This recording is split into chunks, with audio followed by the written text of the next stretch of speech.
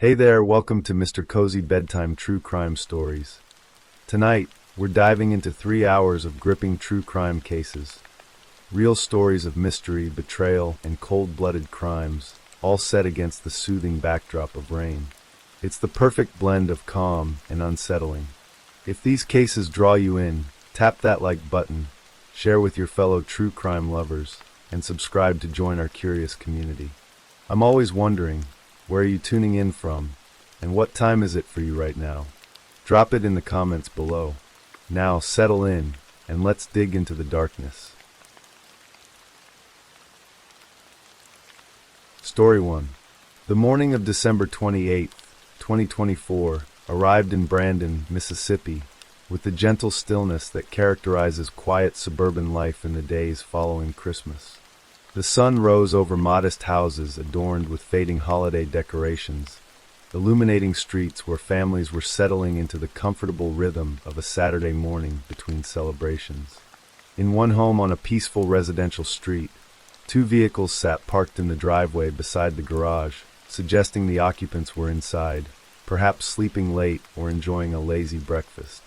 But behind those locked doors and curtained windows, a tragedy had already unfolded that would shatter the carefully constructed image of a perfect divorce and expose the deadly consequences of control lost. Jennifer Sheffield had been born on September 9, 1994, arriving into a world full of possibility. By the time she reached 30 years old, she had accomplished more than many people achieve in a lifetime. Her dedication to science and medicine had defined her professional path from the beginning, guiding her through rigorous academic programs that demanded both intellectual brilliance and unwavering commitment. She earned a Bachelor of Science degree in biochemistry, immersing herself in the complex world of molecular structures and chemical reactions that govern life itself. But Jennifer was not content to stop there. She pursued and completed a Master of Medical Science in biology, pushing herself further into the frontiers of medical knowledge. Those who knew her during her academic years described her as exceptionally skilled, a student who approached learning with genuine enthusiasm rather than mere obligation. The Dean of Mississippi College, where she completed her graduate studies, remembered her as someone special, a young woman whose intellect matched her dedication. Jennifer applied her extensive education in the most demanding environment imaginable, the emergency room at Mississippi Medical Center. Emergency medicine requires a particular kind of person, someone who can make life and death decisions in seconds, who can maintain composure when chaos erupts around them, who can offer compassion to frightened patients while simultaneously calculating treatment protocols. Jennifer excelled in this high-pressure world. Her hospital co-workers looked forward to shifts with her, often commenting on her professionalism and the calm confidence she brought to even the most stressful situations. But her ambitions extended beyond nursing. Jennifer was preparing to take the next step in her career, studying to become a physician, ready to shoulder even greater responsibility in service of saving lives. Outside the hospital walls, Jennifer cultivated a life that appeared warm and fulfilling. She maintained an active presence on social media, particularly TikTok, where she shared glimpses of her interests with followers who came to know her through videos about gardening and cooking. Her posts showed a woman who found joy in nurturing plants and preparing meals, who took pride in creating a comfortable home. Friends and family spoke of her as a bright soul, someone whose presence lifted the spirits of everyone around her. Faith played a significant role in Jennifer's life, providing her with spiritual grounding and a sense of purpose beyond her professional accomplishments. Those close to her described her strong love for God, a devotion that shaped her worldview and guided her decisions. To anyone observing from the outside, Jennifer Sheffield seemed to have constructed a beautiful life, meaningful work, loving relationships, spiritual fulfillment, and dreams that stretched endlessly toward the future. Living in the Brandon home with Jennifer was her husband, Brandon Sheffield, a man 10 years her senior, who presented a very different persona to the world. Born on September 22, 1984, in Mobile, Alabama, Brandon represented the archetype of a fun-loving Southern man with traditional interests. He enjoyed working on cars, the tactile satisfaction of mechanical problems solved with skilled hands and the right tools. He spent time fishing, finding peace in the patient waiting that the sport demands. He played disc golf, combining athletic activity with social connection. People who encountered Brandon in social settings described him in overwhelmingly positive terms.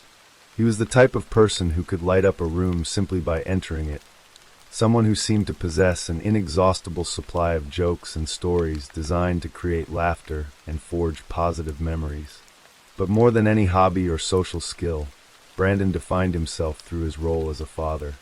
He had 2 daughters from relationships that predated his marriage to Jennifer, Gracie from a previous marriage, and later Kylie, whom he and Jennifer had welcomed together. According to his family members, Brandon was a devoted father who cherished his children above everything else.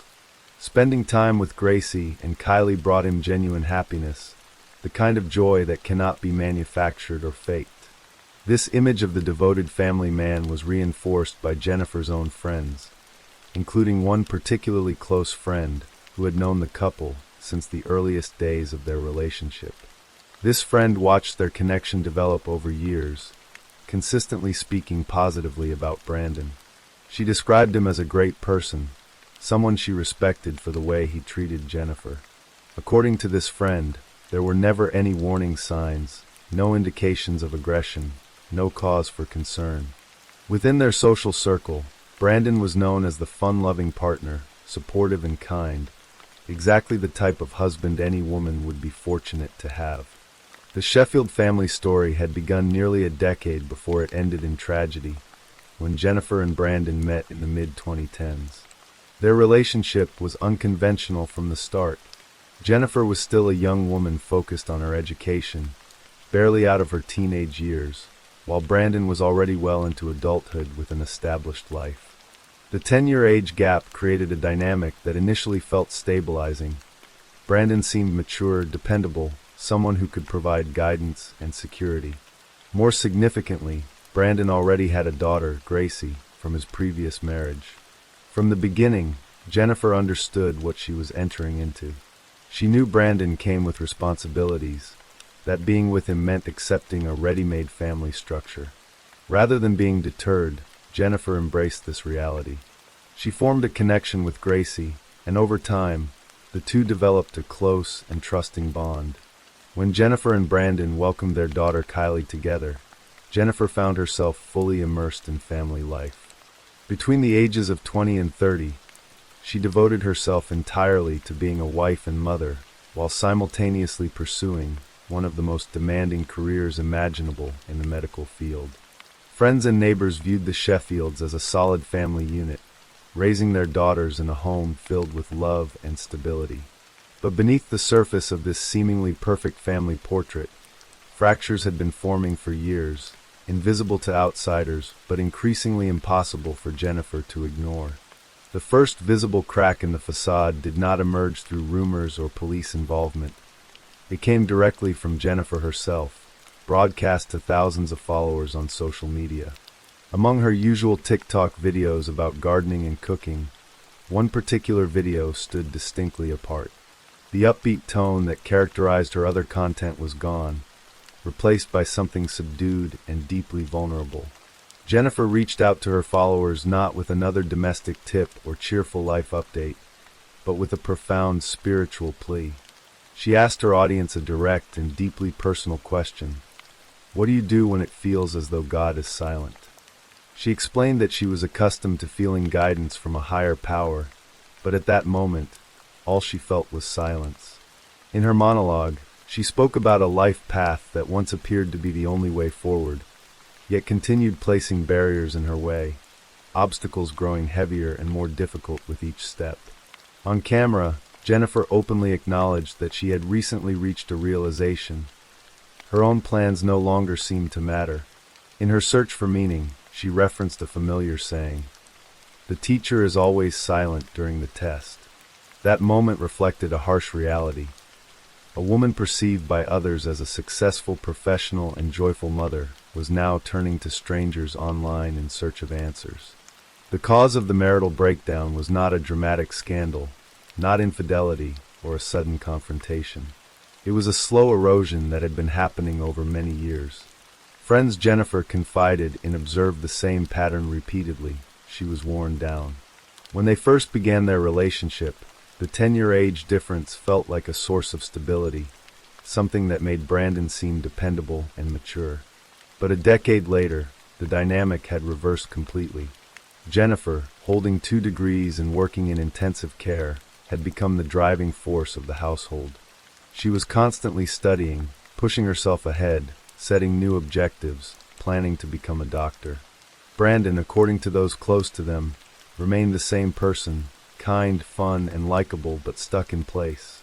The tension stemmed not from cruelty or neglect, but from ambition and personal growth. Jennifer had outgrown the marriage. What felt comfortable to her at 20, being a warm and supportive wife beside a fun-loving husband, felt limiting and suffocating by the time she reached 30. She was carrying the emotional and daily responsibilities, raising her daughters and pushing herself to exhaustion, while Brandon stayed firmly within his comfort zone. In private discussions, Jennifer admitted that she felt alone even while married.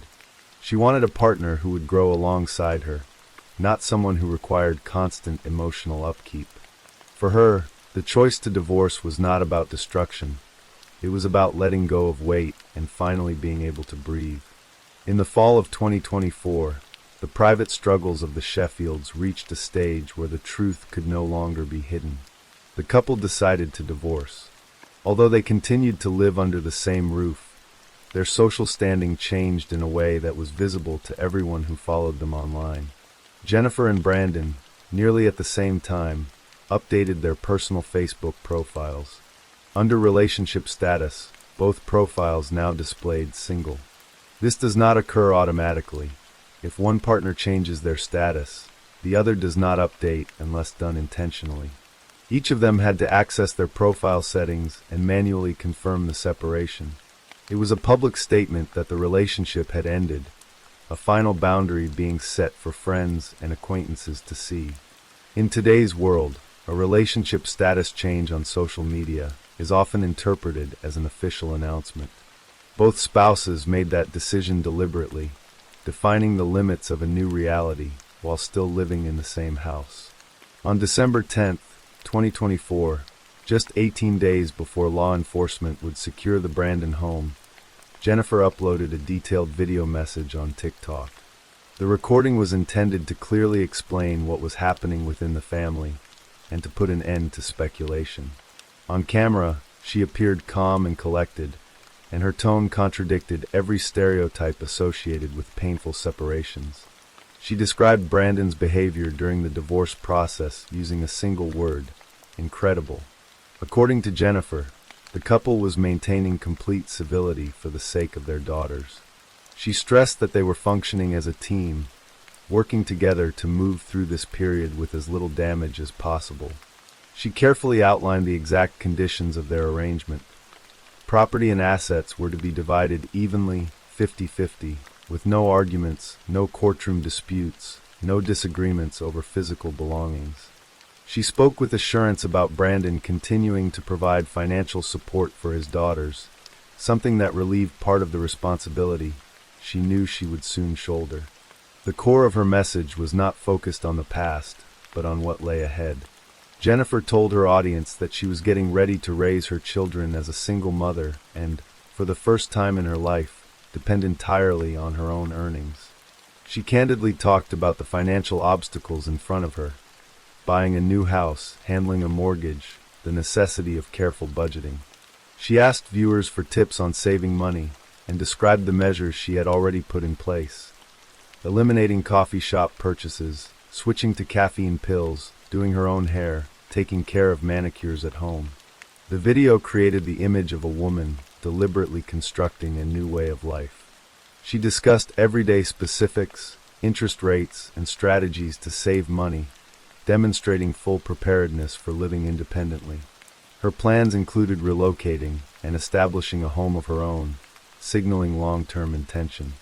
The video captured a moment when Jennifer Sheffield believed the hardest part of the divorce was already behind her, and that ahead was a challenging but safe path toward independence. But investigators and experts who study domestic violence hear something very different beneath statements like these. The December 10th video, which remains available online, shows Jennifer appearing composed, speaking about future plans and referring to her husband as an incredible person. Yet exactly 18 days passed between the release of that video and the moment law enforcement arrived at the home in Brandon. Specialists identify this span as the period of greatest risk. Jennifer's words about an amicable separation stand in stark contrast to how the story concluded. Investigative research shows that when a woman publicly compliments her partner during a breakup, it is often defensive behavior. Behavioral psychology explains this as a method of smoothing the edges, of maintaining the image of the family, and more importantly, of avoiding triggering aggression from a man she is still living with under the same roof. Jennifer Sheffield and Brandon Sheffield, despite updating their Facebook statuses to single, continued to live in the same house. The phase when someone is actively preparing to leave is considered the most dangerous point in a relationship. According to justice system data, the likelihood of a fatal outcome for a woman rises sharply when she makes it clear she is leaving permanently. Brandon's sense of control began to erode. His familiar routine, his image as the life of the party, and his stable domestic life started to fall apart. Jennifer, openly planning to buy her own home and budgeting as a single mother, was making one thing unmistakable. Through her actions, there would be no reversal.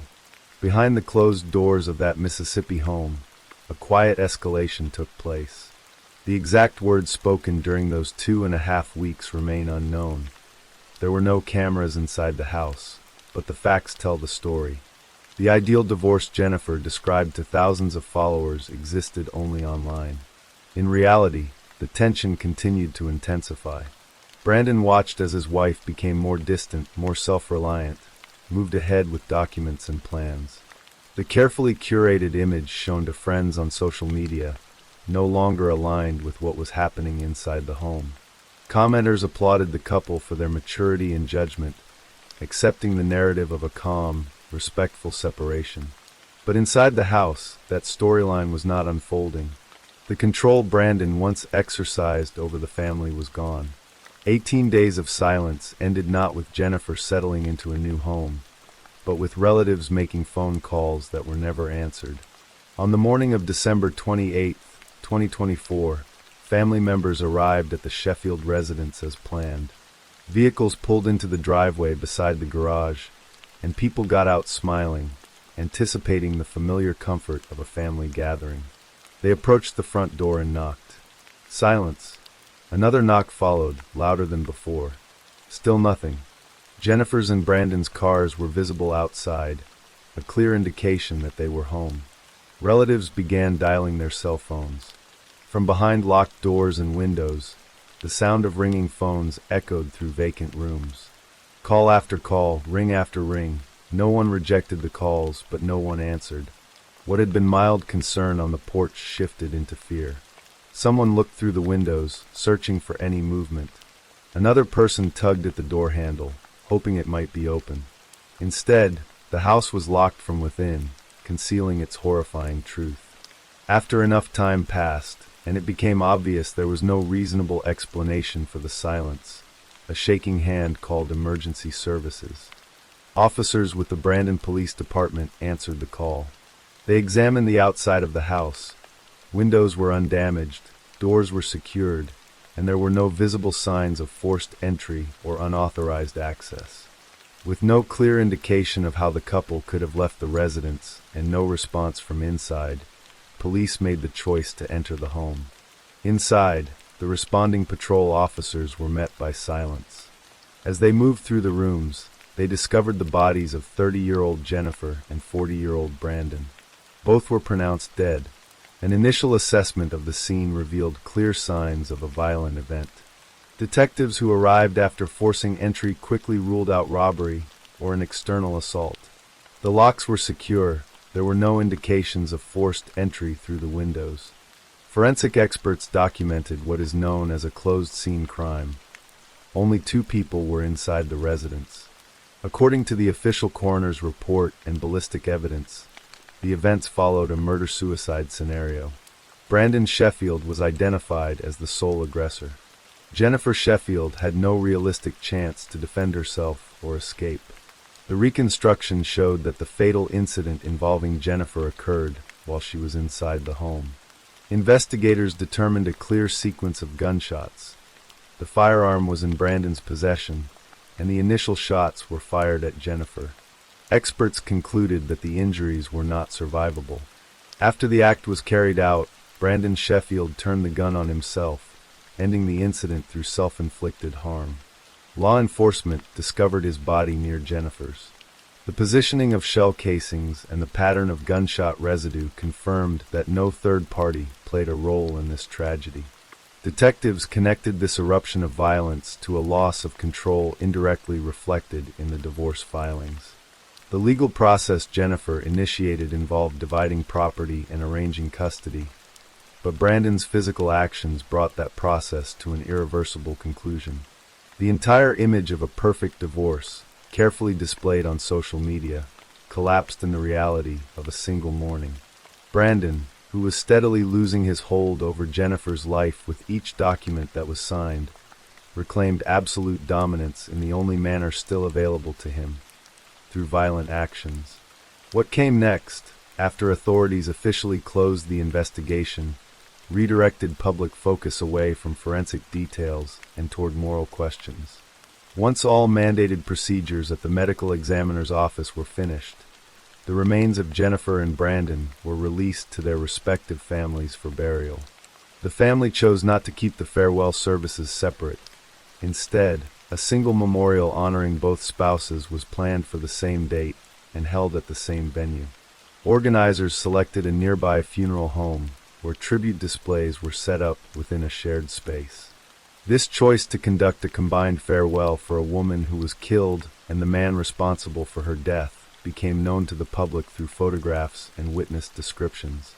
Upon entering the room, those in attendance encountered two memorial tables. The difference between them was immediately noticeable. Brandon's memorial was large in scale. His table was covered with portraits, fishing pictures, photos with friends, and sports-related items. The display suggested an energetic, popular man whose life seemed busy and full. Only a short distance away stood Jennifer's table, which contained an urn and just a limited selection of photographs. In comparison to her husband's presentation, Jennifer's memorial appeared noticeably simple and minimal. Visually, it gave the impression that Brandon was the primary focus of the service, while Jennifer occupied a lesser position. When these images appeared online, reactions from those following the case were swift. The main criticism centered on the ethical imbalance.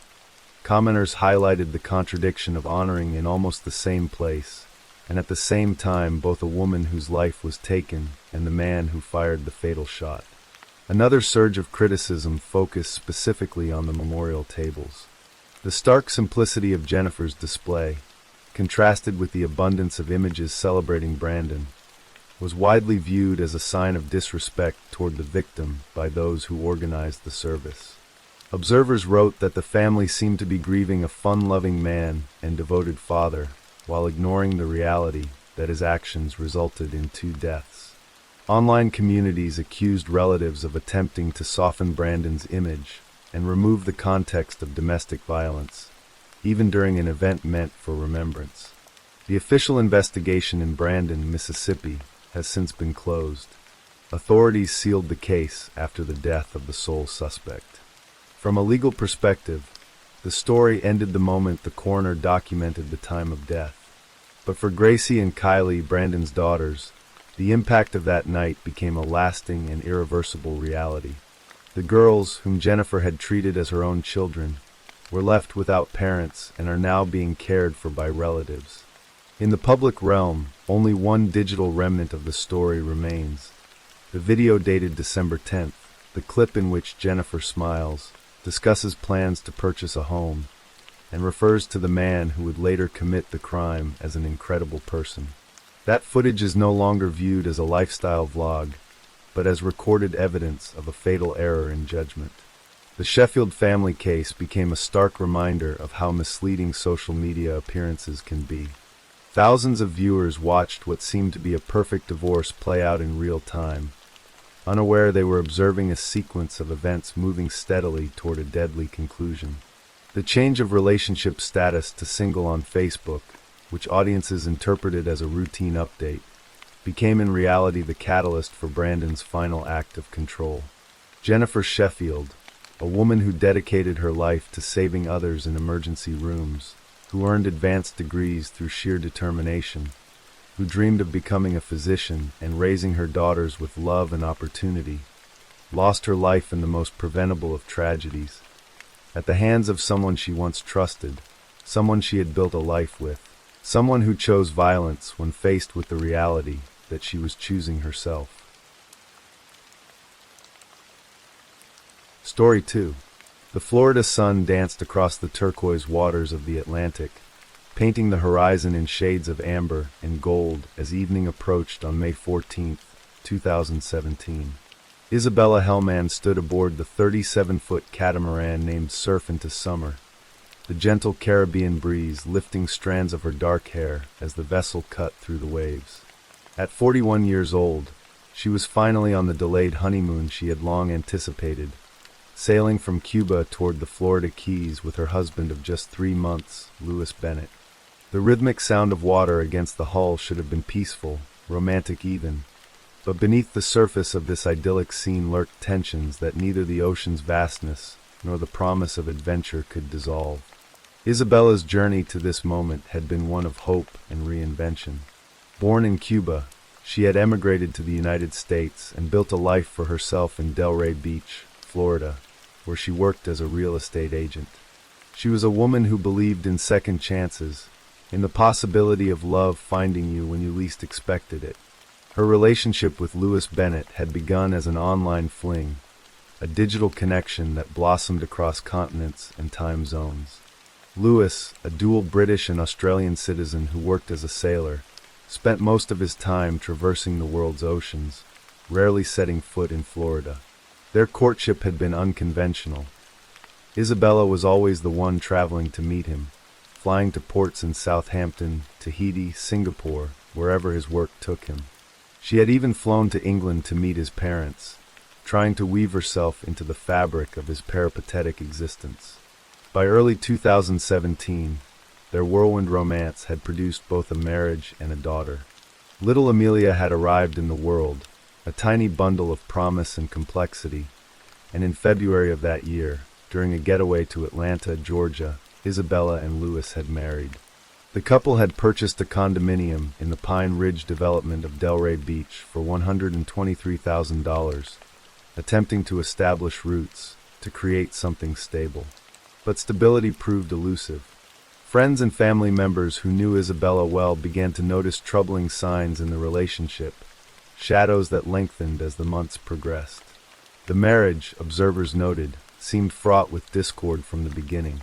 Isabella and Louis disagreed on nearly everything concerning their daughter's upbringing. What Amelia should eat, what diapers she should wear, even whether she should wear a Baltic amber teething necklace. Louis was insistent that Isabella move with him to Australia, abandoning her life, her work, and her family in Florida, but she refused. The financial pressures mounting on the young family only intensified the strain. Despite their inability to pay bills, Louis had flown to Thailand just 3 months after Amelia's birth to attend a boxing academy, leaving Isabella alone with their infant daughter. Those close to Isabella reported that she and Louis slept in separate rooms, and that he was often controlling and angry when home, allegedly demeaning her at every opportunity. Text messages Isabella sent to Louis in the months before her disappearance painted a portrait of a woman growing increasingly afraid. On October 14, 2016, she had written to him expressing concerns about his behavior, messages that would later be scrutinized by investigators trying to piece together what had really happened aboard the Surf into Summer. Isabella confided in friends that perhaps Amelia had been born at the wrong time, that she and Louis simply did not get along when it came to their daughter. Louis had been pressuring Isabella to cut short her maternity leave and return to work, while she yearned to stay home and care for her baby. Isabella's family would later describe the unbearable pain of watching someone they loved trapped in a deteriorating marriage, sensing danger but unable to intervene in time.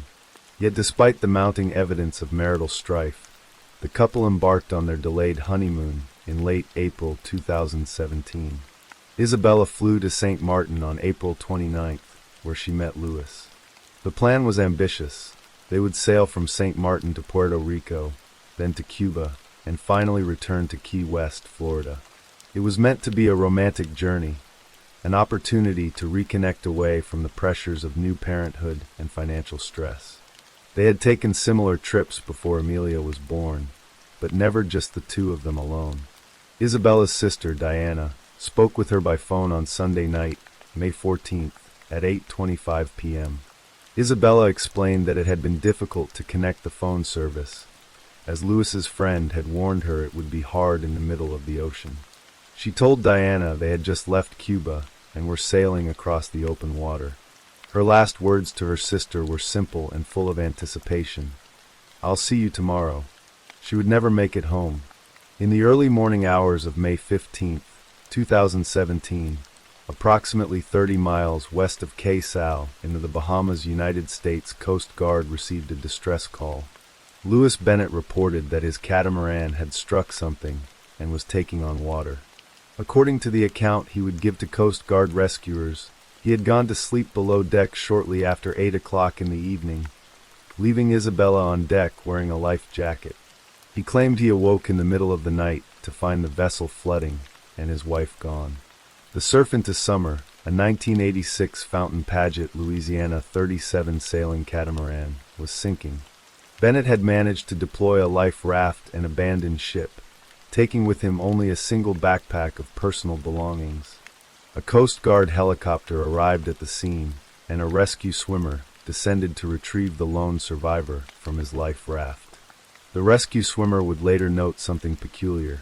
Bennett's backpack was unusually heavy for someone fleeing a sinking vessel in the middle of the night. Louis Bennett was flown to the Florida Keys, wet and shaken but alive. Behind him, the Surf Into Summer slipped beneath the waves, and somewhere in that vast expanse of Caribbean water, Isabella Hellman had vanished without a trace. For 4 agonizing days, the Coast Guard conducted an extensive search of the waters where Isabella had disappeared. Helicopters crisscrossed the search grid, boats scoured the area, eyes strained against the glittering surface of the ocean looking for any sign of her. A piece of clothing, the life jacket Bennett claimed she had been wearing, anything. But the sea kept its secrets. No body was ever found. No debris that could definitively tell them what had happened to Isabella Hellman emerged from the depths. From the very beginning, something about Louis Bennett's story troubled investigators. Coast Guard officials who interviewed him noted inconsistencies in his account, details that didn't align with the physical evidence or with the experience one would expect from a sailor of Bennett's caliber. Louis Bennett was no novice on the water. He had extensive sailing experience, including training in emergency procedures, and had previously sailed from St. Martin all the way to Australia. Isabella, by contrast, was a naturalized U.S. citizen born in Cuba who had not trained in emergency sailing procedures and had far less experience. If anyone should have survived a maritime emergency, logic suggested it would be the experienced sailor, not his less experienced wife. The Coast Guard investigation quickly transitioned from a rescue operation to something more suspicious, and soon the Federal Bureau of Investigation joined the inquiry. When Bennett returned to his Delray Beach home, neighbors watched through their windows as men in powder blue latex gloves searched his car and questioned him. The FBI began examining the belongings Bennett had taken with him into the life raft, and what they discovered transformed the case entirely. Inside Bennett's unusually heavy backpack, investigators found something extraordinary: gold and silver coins, along with $22,000 in cash. The coins were no ordinary currency. Law enforcement traced them back to a vessel called the Kitty R, a ship Bennett had worked on in St. Martin in 2016. The coins had been reported as stolen from that vessel by Bennett himself, yet here they were, in his possession, carefully packed and taken aboard the life raft while his wife disappeared into the ocean. When the FBI initially found the coins, they returned them to Bennett at his Florida home a week later, not yet realizing the significance of what they had discovered. But on the same day the coins were returned, the FBI realized Bennett had been the one who reported them stolen. Agents rushed back to his residence to conduct a more thorough search, and hidden inside a pair of boat shoes, they found an additional 162 gold coins valued at $38,480. As investigators dug deeper into the circumstances surrounding the sinking of the surf into summer, more disturbing evidence emerged. Photographs of the wreckage revealed damage to the catamaran's hull that appeared to have been inflicted from inside the vessel. The holes showed signs that the boat had been intentionally scuttled, deliberately sunk rather than accidentally damaged by striking an object as Bennett had claimed. The evidence suggested that someone aboard that catamaran had wanted it to go down, and only one person had survived to tell the tale. While the investigation into Isabella's disappearance continued, Louis Bennett's actions in the aftermath raised further suspicions. Just days after Isabella vanished, Bennett traveled to Cuba, claiming he hoped his wife had somehow made it back to her native country. He told reporters he found no signs of her and was no longer holding out hope that she was alive.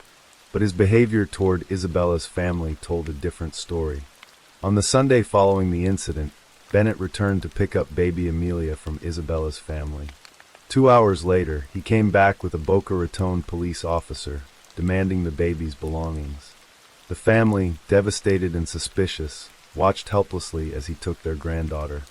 In the months that followed, Bennett made moves that seemed calculated to benefit from Isabella's disappearance. He attempted to have his wife declared legally dead so he could claim her estate. Meanwhile, Isabella's family, convinced that Bennett was responsible for her death, took desperate measures of their own. They bugged the couple's apartment in Delray Beach, recording conversations in hopes of capturing evidence of Bennett's involvement. The recordings revealed the depth of the marital problems between Isabella and Louis, the financial struggles, the disagreements over raising their daughter, the pressure surrounding a potential move to Australia.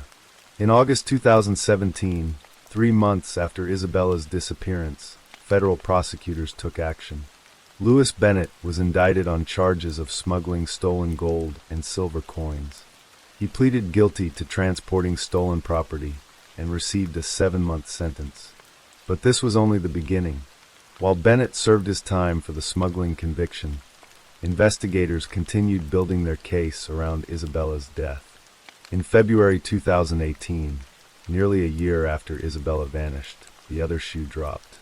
Federal prosecutors charged Louis Bennett with second-degree murder on the high seas. The indictment alleged that Bennett had deliberately scuttled the surf into summer and left his wife of 3 months to die so he could obtain her estate. The prosecution believed they could prove that Bennett, motivated by the couple's marital strife and financial gain, had committed the ultimate betrayal on the dark waters of the Caribbean. Yet proving murder without a body is one of the most difficult challenges in criminal law. The case against Bennett, while compelling, was almost entirely circumstantial. There were no witnesses to what happened aboard that catamaran on the night of May 14th and into the early hours of May 15th. There was no confession, no forensic evidence that definitively placed Bennett's hands around his wife's throat or showed him pushing her overboard. There was only the suspicious sinking, the stolen coins, the lies, and the pattern of a troubled marriage. As the case moved through the legal system, Bennett's defense team understood the weakness in the prosecution's position. In November 2018, faced with the very real possibility that a jury might acquit him despite the suspicious circumstances, federal prosecutors made a difficult decision. They offered Bennett a plea deal. If he would plead guilty to involuntary manslaughter on the high seas, a lesser charge carrying a maximum sentence of 8 years, they would drop the second-degree murder charge. As part of the agreement, Bennett would have to waive his right to appeal his sentence and renounce all claims to Isabella's estate. The money would go to Amelia, Isabella's daughter. Bennett accepted the deal.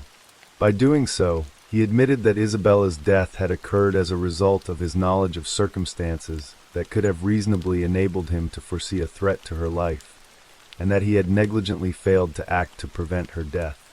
It was not an admission of murder, but it was an acknowledgement that he bore responsibility for what had happened to his wife. Isabella's family initially asked the judge to reject the plea agreement, wanting Bennett to face the full weight of a murder trial. But the legal realities were stark, and eventually, the path forward became clear. A judge officially declared Isabella Hellman dead in May 2019, clearing the way for Amelia to inherit her mother's estate. The ruling granted the toddler $18,000 as a family allowance. On May 28, 2019, Louis Bennett stood before U.S. District Judge Federico Moreno in Miami for sentencing. He apologized to Isabella's family, a statement that rang hollow to those who had spent 2 years watching him evade full accountability for their loved one's disappearance. Bennett's defense attorney asked for leniency, citing his lack of a criminal history. But federal prosecutor Kurt Lunkenheimer painted a different picture, telling the court, Louis Bennett was selfish and focused on himself. He did nothing to look for her, plus his actions afterward doubled and tripled the pain of Hellman's family. Judge Moreno sentenced Bennett to the maximum term of 8 years in federal prison, followed by 3 years of supervised release and deportation. Bennett was also ordered to pay $22,910, the amount of cash seized from his backpack, in restitution to Amelia. There is no parole in the federal system, meaning Bennett would be required to serve at least 85% of his sentence. He was sent to the Federal Correctional Institution in Oakdale, Louisiana, with a scheduled release date of January 20th, 2025. After the sentencing, Isabella's family spoke to reporters, expressing satisfaction with the outcome and announcing they had forgiven Bennett. They looked forward to visiting their granddaughter Amelia, who had been taken by Bennett to Scotland and left with his parents before he returned to Florida to face charges. Bennett's parents, who became Amelia's legal guardians, stated they would allow Isabella's family to visit the child.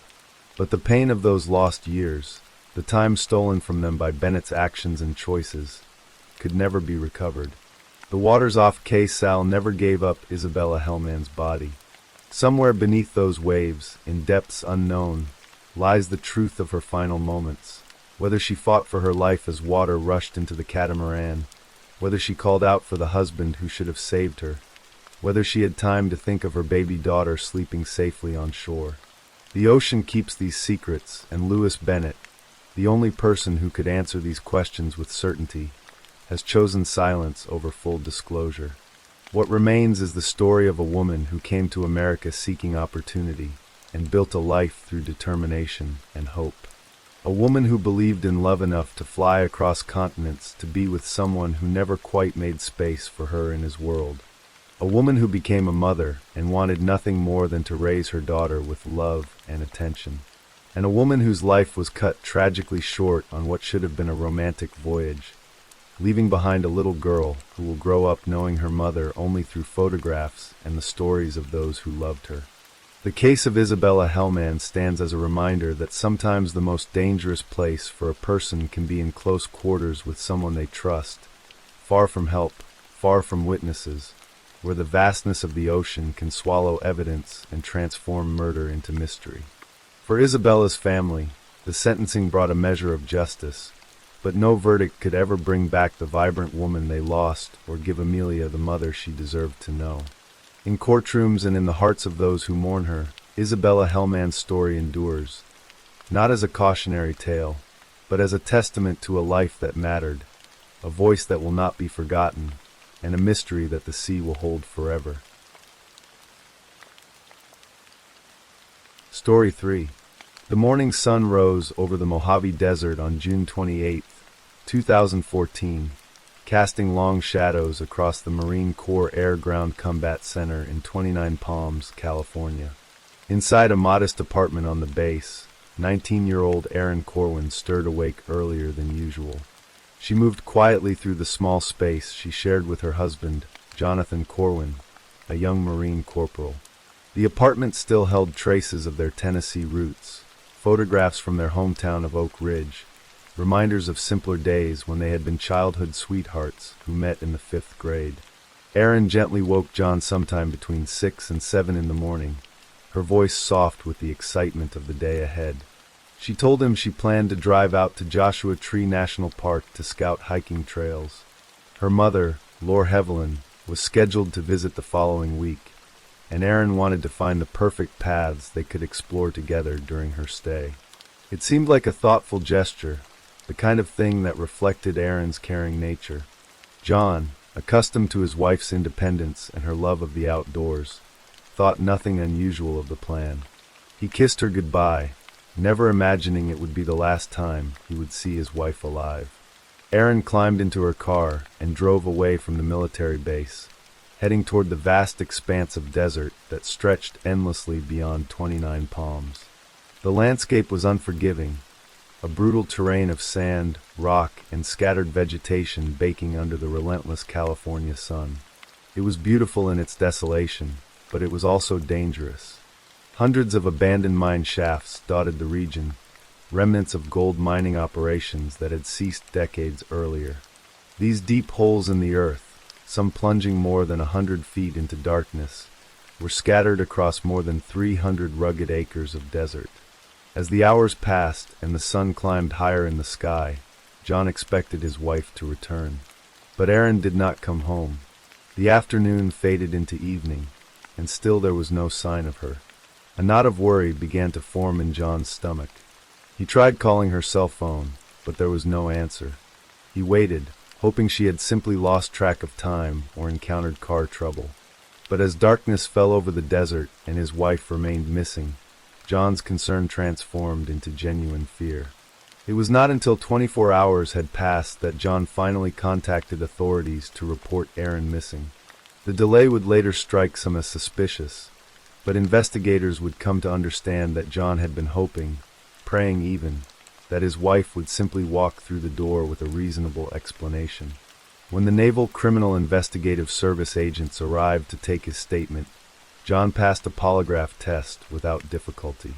Digital evidence quickly confirmed that he had been on the base nearly the entire day his wife disappeared. John Corwin was not responsible for whatever had happened to his wife. But someone was.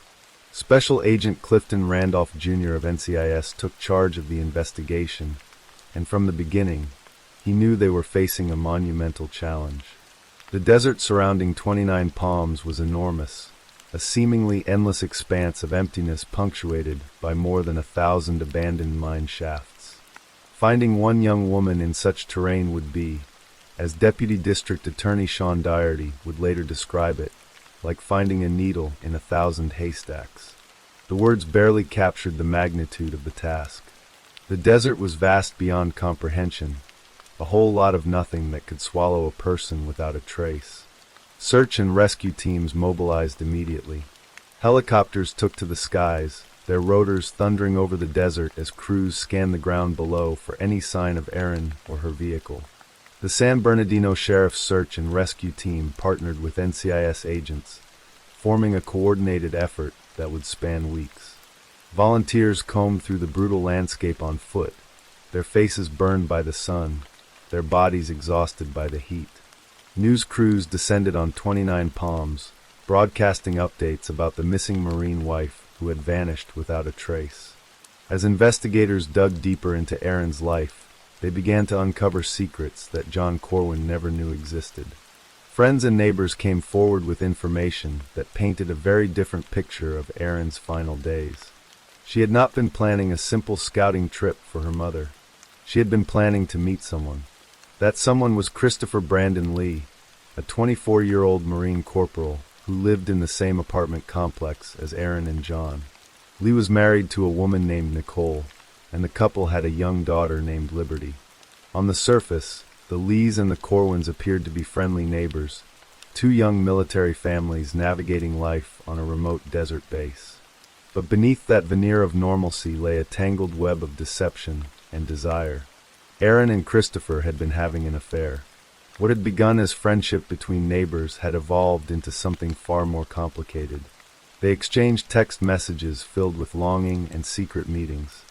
Christopher had even written Aaron a love letter, a physical testament to feelings that should never have existed between two married people.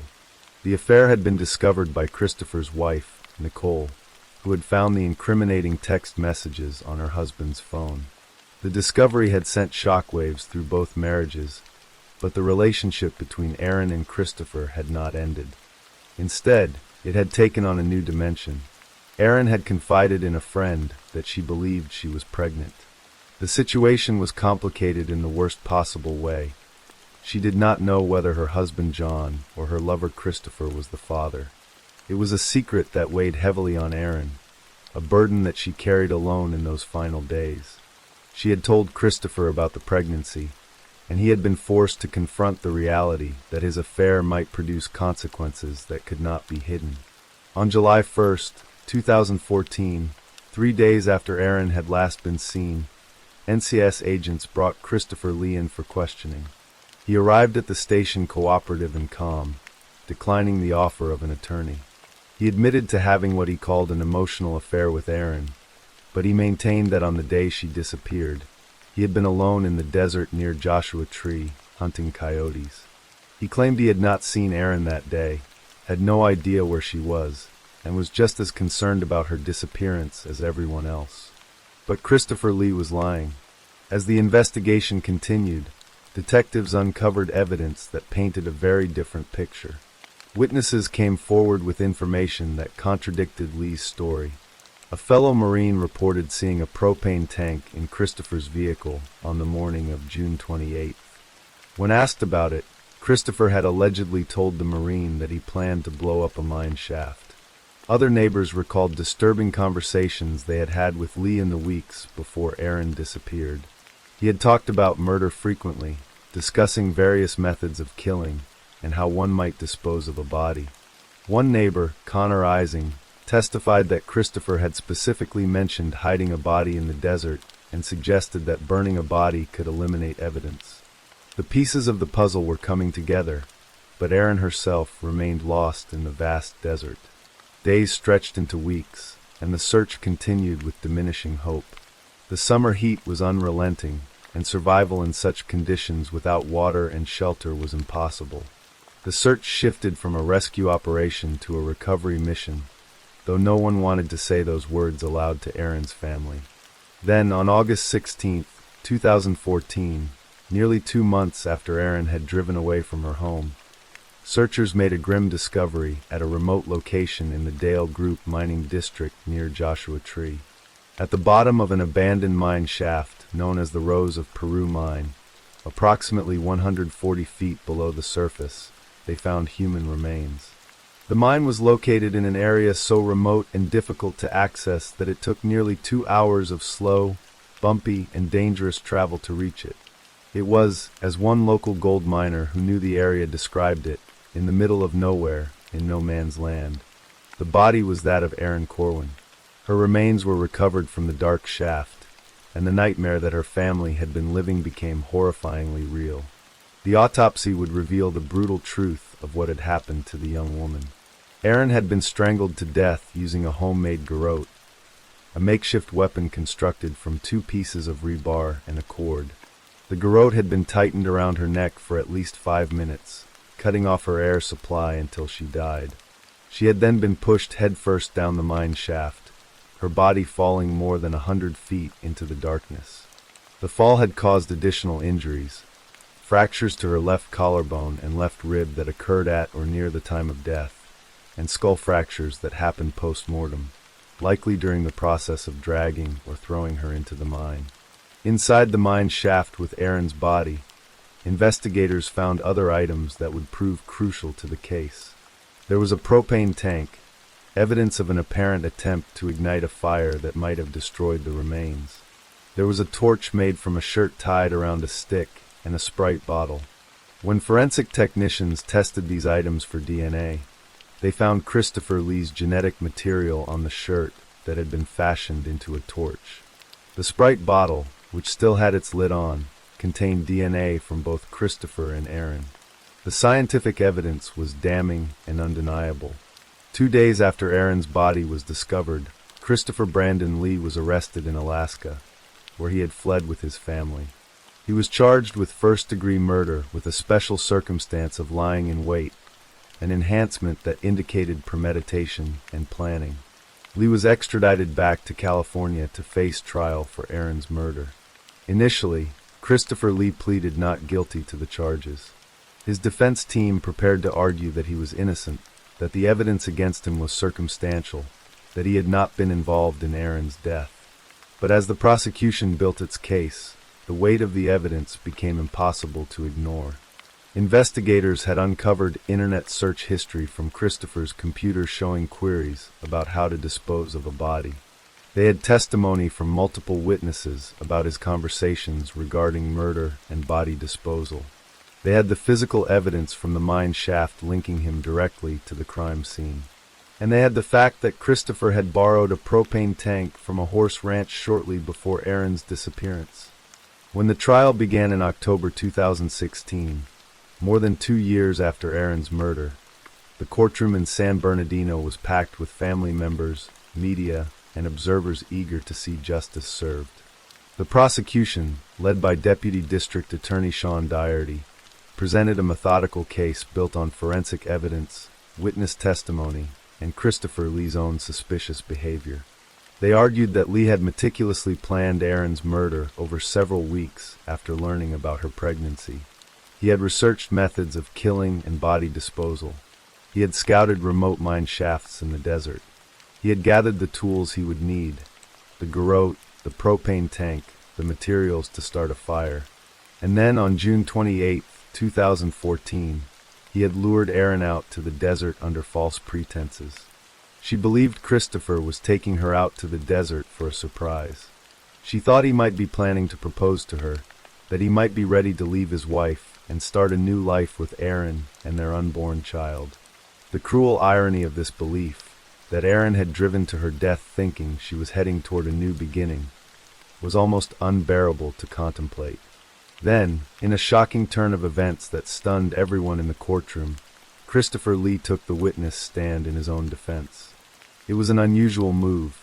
Most defendants in murder trials do not testify, as it opens them up to cross-examination by the prosecution. But Lee and his defense attorney, David Koloyanides, had apparently decided that Christopher needed to tell his story directly to the jury. What followed was testimony that many observers found rehearsed, emotionless, and deeply disturbing. Lee admitted to having a sexual relationship with Aaron. He admitted that she had told him about the pregnancy and her uncertainty about paternity. He acknowledged writing the love letter to Aaron after his wife had discovered the affair. He admitted picking Aaron up at the location where her car was later found abandoned. But then his testimony took a bizarre turn. Christopher claimed that on the day Aaron disappeared, he had been planning to build a tire fire in a remote mine shaft, though he had not told Aaron about this plan. He testified that he told her he was taking her out for a surprise on what he described as a hunting trip. According to his account, he had thrown various items down the mine shaft: the propane tank, tires, water jugs filled with gasoline, and the makeshift torch, all in preparation for starting this mine fire. While he did this, he claimed, Aaron had simply sat in his Jeep listening to music. Then Lee testified, when he was unable to start the fire he had planned, he had become so upset that he decided to play Russian roulette with his gun while sitting in the vehicle. This had frightened Aaron, he said, and she had walked away into an adjacent mine shaft. When he was unable to follow through with shooting himself, he called Aaron back from the mine. It was at this point, according to Christopher's testimony, that Aaron made a shocking confession. She told him, he claimed, that she had molested his young daughter, Liberty. This accusation, leveled against a dead woman who could not defend herself, was met with outrage and disbelief by Aaron's family and many observers. Lee testified that upon hearing this alleged confession, a red-hot knife went through his heart and he lost control. As luck would have it, he said, he just happened to be holding the garrote in his hand at that moment, and in his rage, he strangled Aaron to death before dumping her body down the mine shaft. The testimony was delivered in a flat, emotionless tone. Lee appeared to try to cry at one point, making crying sounds, but no tears fell and no tissues were needed. To many watching, including the courtroom reporter who documented the trial, it sounded rehearsed and unconvincing. The defense was attempting to argue that Christopher had not planned to kill Erin, that her death had been an impulsive act committed in the heat of the moment rather than a premeditated murder. The prosecution tore this defense apart. Sean Doherty pointed out that Christopher had spent weeks researching murder and body disposal. He had gathered specific tools for killing. He had scouted remote locations. He had borrowed a propane tank and brought it to the scene. He had constructed a garrote specifically designed for strangulation. These were not the actions of someone acting impulsively. These were the calculated steps of someone planning a murder. Furthermore, the prosecution argued, Leigh's claim about Erin confessing to child molestation was not only unsupported by any evidence, but it was contradicted by the actions of both Christopher and his wife Nicole. According to Leigh's own earlier testimony, Nicole had supposedly seen suspicious irritation on their daughter's genitals and had immediately assumed Erin was responsible. Yet neither parent had called law enforcement or taken their daughter to a pediatrician. Even more damning, both parents had continued to allow Erin to babysit Liberty after these supposed suspicions arose. The story made no logical sense, and Doherty characterized it as yet another lie crafted by Christopher Leigh to escape responsibility for his crime. The jury deliberated on the evidence, the testimony, and the character of the defendant. They considered the scientific evidence linking Leigh to the crime scene. They weighed his constantly changing stories, first claiming he had not seen Erin that day, then admitting to killing her but claiming it was unplanned. They examined the timeline of his actions and the tools he had brought to the desert. And they thought about Erin Corwin, a 19-year-old woman who had made mistakes in her young life, but who had not deserved to die for them. On November 15, 2016, after just 15 minutes of deliberation, the jury returned with their verdict. Christopher Brandon Leigh was found guilty of first-degree murder with the special circumstance of lying in wait. The swift verdict indicated that the jurors had seen through Leigh's testimony and had recognized it for what it was, a desperate attempt to evade responsibility for a carefully planned and brutally executed murder. 2 weeks later, on November 29, 2016, Christopher Brandon Leigh returned to court for sentencing. The courtroom was filled once again with Erin's family members, who had endured more than 2 years of grief and horror. They now had the opportunity to address the man who had taken their daughter, their sister, their loved one from them. Laura Hevelin, Erin's mother, stood before the court to deliver a victim impact statement. Her voice carried the weight of a mother's unbearable loss as she spoke directly to Christopher Leigh. She expressed her inability to understand how anyone could think murder was an acceptable solution to their problems.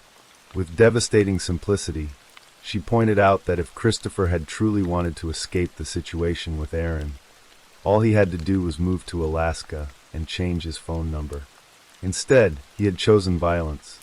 He had chosen to end a young life and destroy countless others in the process. Christopher Leigh was given an opportunity to address the court as well. He claimed that he had taken the stand to tell the truth, acknowledging that he had taken Erin's life in what he still characterized as an act of rage. But Sean Doherty, the prosecutor who had worked tirelessly to secure justice for Erin, called Leigh's statement nonsense. In an interview, Doherty explained that this was what Christopher Leigh did. He crafted lies around the facts of the case, constantly reshaping his story to fit whatever narrative might help him escape the consequences of his actions. The judge delivered the sentence that the jury's verdict had mandated. Christopher Brandon Leigh was sentenced to life in prison without the possibility of parole. He would spend the rest of his days behind bars, never again walking free, never again able to hurt anyone else. For Erin's family, the sentence provided a measure of justice, though it could never restore what had been taken from them. The case of Erin Corwin is a tragedy that echoes far beyond the desert where she died. It is the story of a young woman who had her whole life ahead of her, who made mistakes as all young people do, but who paid the ultimate price for trusting the wrong person.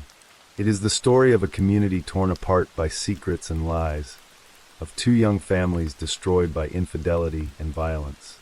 It is the story of the relentless efforts of law enforcement officers who refused to give up the search, even when the odds seemed impossible, and who worked for years to ensure that justice was served. The abandoned mine shafts of the Mojave Desert still stand, scattered across the vast landscape like dark wounds in the earth. The Rose of Peru mine, where Aaron's body was hidden for nearly 2 months, remains a silent testament to the terrible events that unfolded there on June 28, 2014. For those who knew and loved Erin Corwin, the desert will forever be haunted by her memory, a reminder of a bright young life extinguished far too soon, and of the evil that sometimes lurks behind the most ordinary faces. Story 4. In the quiet, affluent neighborhood of Blaise, just southwest of Houston, Texas, where manicured lawns stretched before elegant homes and security was a given, Ivonne Stern lived what appeared to be a charmed life.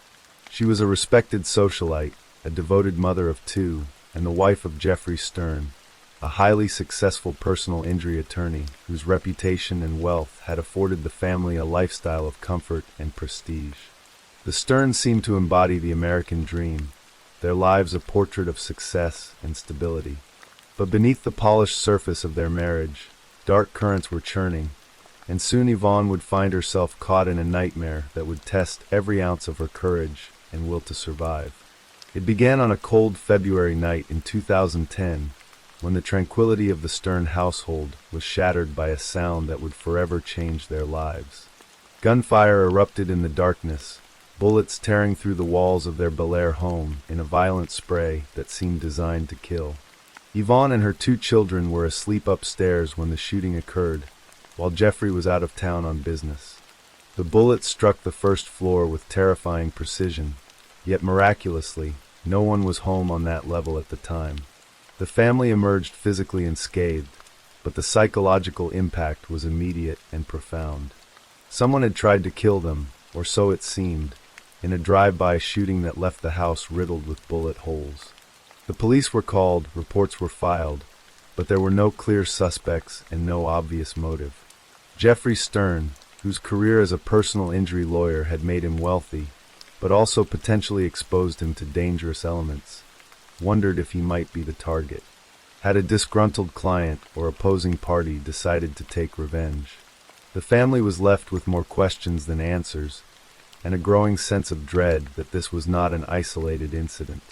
2 months later, in April 2010, the terror returned with even greater intensity. This time, the attack was more direct, more personal, and far more frightening. Ivonne was at home with her family when the doorbell rang late at night. It was an unusual hour for visitors, but she went to answer it, perhaps thinking it was a neighbor or someone in need of help. As she approached the front door, she peered through the glass to see who was there.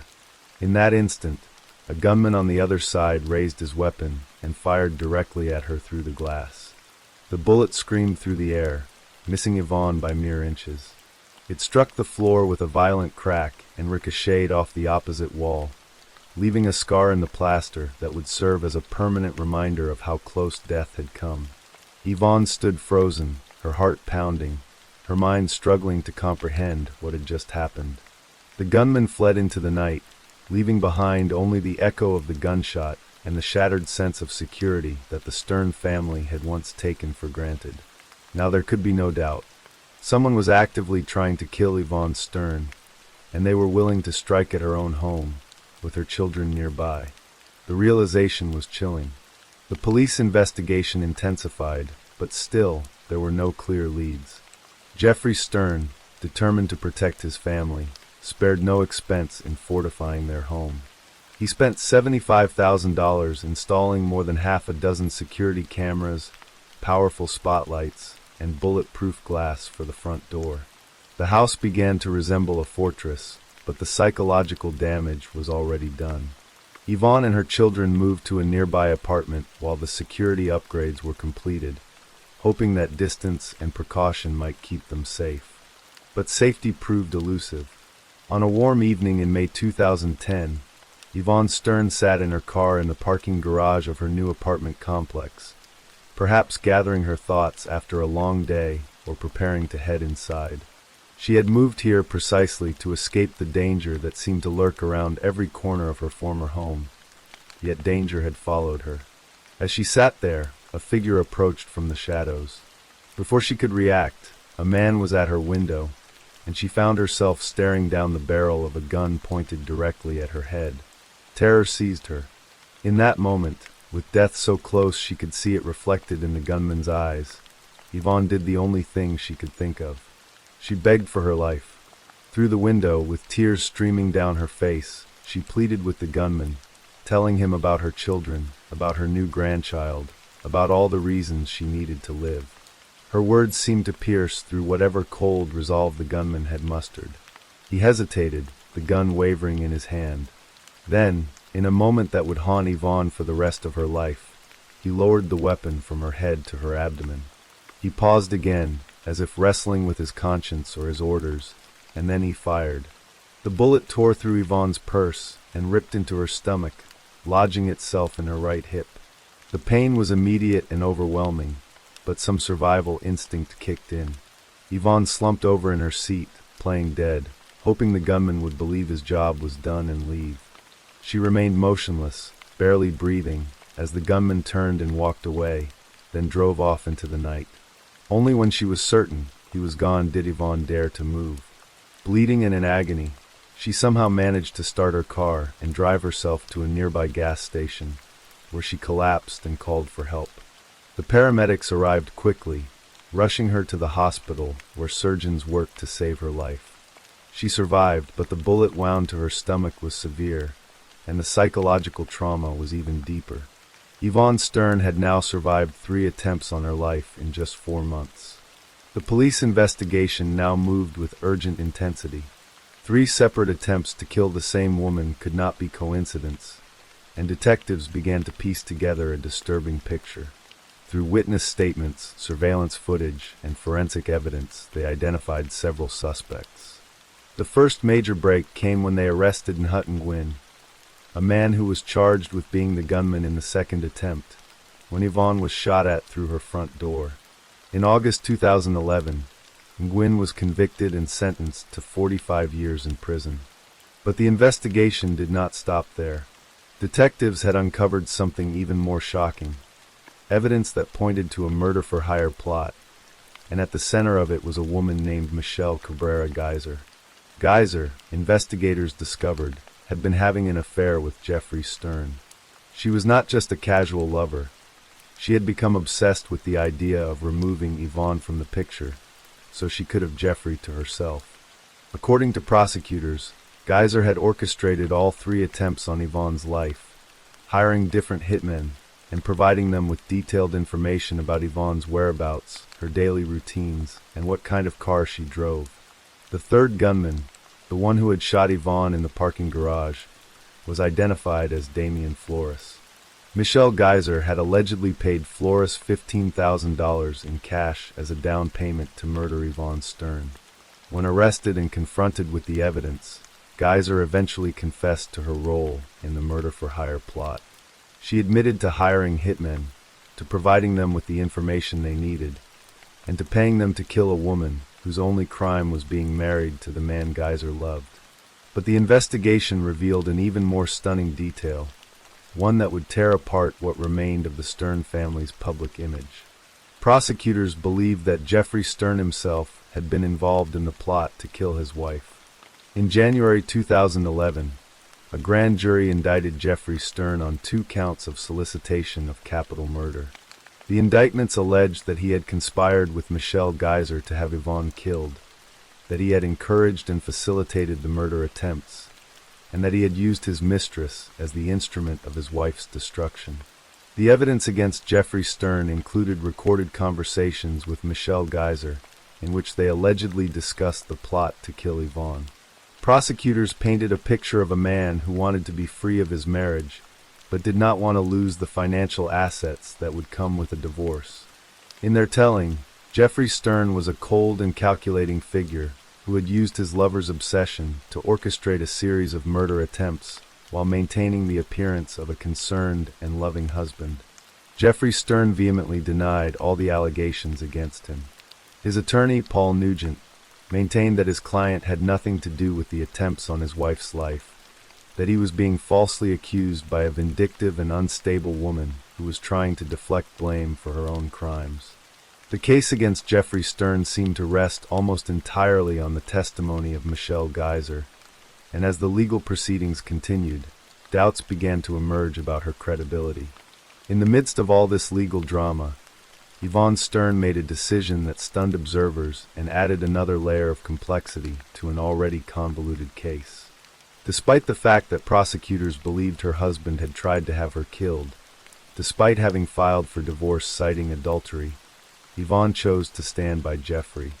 She dropped the divorce proceedings and reconciled with her husband, moving back into their home and appearing alongside him at court hearings. Ivonne publicly declared that she did not believe Jeffrey had been involved in the plot against her. She testified in court, not against him, but in support of him, insisting that he was innocent of the charges. When asked about her decision, she told reporters that after all they had been through, their marriage was stronger than ever, full of love, honesty, and forgiveness. She had made a pros and cons list during a summer in Aspen, weighing her options, and had decided that her place was with her husband. Her decision was met with confusion and criticism from some quarters. How could a woman who had survived 3 murder attempts, who had been shot and nearly killed, stand by a man accused of orchestrating those very attacks? Some speculated that she was in denial, or that she was afraid, or that financial considerations were influencing her judgment. Others suggested that she genuinely believed in Jeffrey's innocence and was demonstrating a remarkable capacity for forgiveness and loyalty. As the legal proceedings moved forward, the cases against those accused in the murder-for-hire plot began to be resolved. Damien Flores, the gunman who had shot Ivonne in the parking garage, went to trial in November 2011. Michelle Geyser took the stand against him, sobbing throughout her testimony as she described how she had arranged for Flores to kill Ivonne, how she had given him the $15,000 down payment, and how she had provided him with all the information he needed to carry out the murder. Ivonne Stern also testified, recounting the terrifying moments when Flores had approached her car with a gun and she had begged for her life. The jury found Flores guilty, and he was sentenced to 20 years in prison. But as Jeffrey Stern's trial date approached in the summer of 2012, the case against him began to unravel. In June of that year, Stern's attorneys held a press conference to announce that they had evidence Michelle Geyser had been trying to have Jeffrey Stern killed from behind bars. They claimed that Geyser, angry that Jeffrey had reconciled with Ivonne and refused to support her, had written a letter attempting to hire a hitman to murder her former lover. While Geyser's attorneys insisted the letter was written out of frustration and was never meant to be acted upon, the revelation dealt a severe blow to her credibility as the prosecution's key witness. On July 23, 2012, just days before Jeffrey Stern was scheduled to go to trial, prosecutors made a stunning announcement. They were dropping all charges against him. In a statement, First Assistant District Attorney Jim Leitner explained that upon final review, they had concluded the available evidence was not sufficient to justify taking the case to trial. The prosecution's case had hinged almost entirely on Michelle Geyser's testimony, and her credibility had been so thoroughly undermined by the revelation of her attempt to have Jeffrey killed from jail that they could no longer proceed.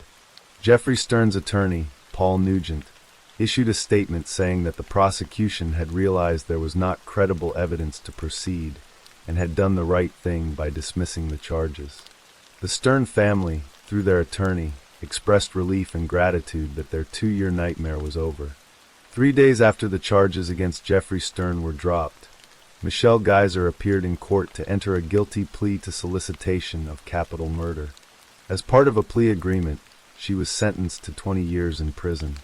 The deal included her cooperation with prosecutors, which had led to the identification and conviction of Damien Flores, the gunman who had shot Ivonne. In addition to her prison sentence, Geyser's conviction would eventually result in her deportation. Ivonne Stern was present at Geyser's sentencing, and she addressed the court with a victim impact statement that revealed the depth of her pain and anger. Her voice cracking with emotion, she read, "I beg you for the sake of my children and my sense of security to reject this 20-year deal. I have suffered for over 2 years due to this animal and remain scarred for life." Despite Yvonne's plea, the judge accepted the plea agreement. Yvonne's attorney announced that she had filed a civil lawsuit against Geyser, hoping to find justice in the civil courts that she felt had not been fully achieved in the criminal system. In total, 4 people were convicted and sent to prison for their roles in the attempts to murder Yvonne Stern, with combined sentences totaling 95 years. But the question that lingered in the minds of many who followed the case was whether the true mastermind behind the plot had escaped justice. Was Michelle Geyser a woman driven by obsessive love who had acted alone, or had she been manipulated by Jeffrey Stern into carrying out his wishes? The truth, like so much in this case, remained elusive and subject to interpretation. In the years following the resolution of the criminal cases, Yvonne and Jeffrey Stern worked to rebuild their lives and their marriage. They remained together, presenting a united front to the world and insisting that their bond had been strengthened rather than broken by the ordeal. Yvonne bore physical and emotional scars from her experience, a bullet wound in her abdomen that would never fully heal, and the psychological trauma of having survived 3 attempts on her life. But she also spoke of forgiveness, of moving forward, and of finding peace in the midst of unimaginable tragedy. The Stern case became one of the most unusual and controversial criminal cases in American legal history, a tangled web of love, betrayal, violence, and ambiguity. It raised profound questions about justice, about the nature of truth, and about the choices people make when faced with impossible situations. For Yvonne Stern, it was a testament to the strength of the human spirit, to the will to survive, and to the capacity for forgiveness, even in the face of the darkest betrayal. The bulletproof glass that Jeffrey had installed on their front door remained in place, a permanent reminder of the terror that had once invaded their home. But it also stood as a symbol of survival, of a woman who had stared death in the face 3 times and refused to be defeated. Yvonne Stern's story is one of courage and resilience, of a life shattered and then painstakingly pieced back together. Whether justice was fully served remains a matter of debate, but there is no debate about the remarkable strength of the woman at the center of it all. Story 5. Winter break was supposed to be a time of joy and reunion. For 19-year-old Blaise Bernstein, it meant coming home to Orange County, California, from the University of Pennsylvania, where he had just completed his first semester of sophomore year. The young man who walked through the door of his family's home in Foothill Ranch carried with him the weight of academic excellence, creative ambition, and the quiet confidence of someone who had found his voice in the world of words. His parents, Jean Pepper and Gideon Bernstein, along with his younger siblings, welcomed him back with open arms, eager to spend precious time with the eldest son they admired and adored. Blaise was not an ordinary student. He had always been extraordinary in ways both visible and subtle. From his early years, he demonstrated an insatiable curiosity about the world, a hunger for knowledge that led him to explore everything from molecular science to the alchemy of cooking. At the Orange County School of the Arts, he had thrived in the Creative Writing Conservatory, a program that shaped his raw talent into something formidable. His teachers remembered him as a writer's writer, someone who approached language with both precision and passion, crafting sentences that burst with energy and meaning. When he arrived at Penn, he had not yet declared a major, but his path seemed clear to those who knew him. He would balance his love for science with his devotion to the written word, perhaps becoming a food scientist and writer who could bridge both worlds. At Penn, Blaise had already begun to make his mark. He was the incoming managing editor of Pen Appetit, the student-run food magazine that allowed him to merge his twin passions for chemistry and cuisine. He wrote opinion columns for the Daily Pennsylvanian and worked as a copy associate for both 34th Street magazine and the Penn Review. His colleagues remembered him as an opinionated critic whose edits, though sharp, were always delivered with kindness and compassion, particularly when working with newer writers. He had even achieved something remarkable before setting foot on campus. He became the first high school student among the hundreds recruited each year to be published in one of Penn's literary magazines.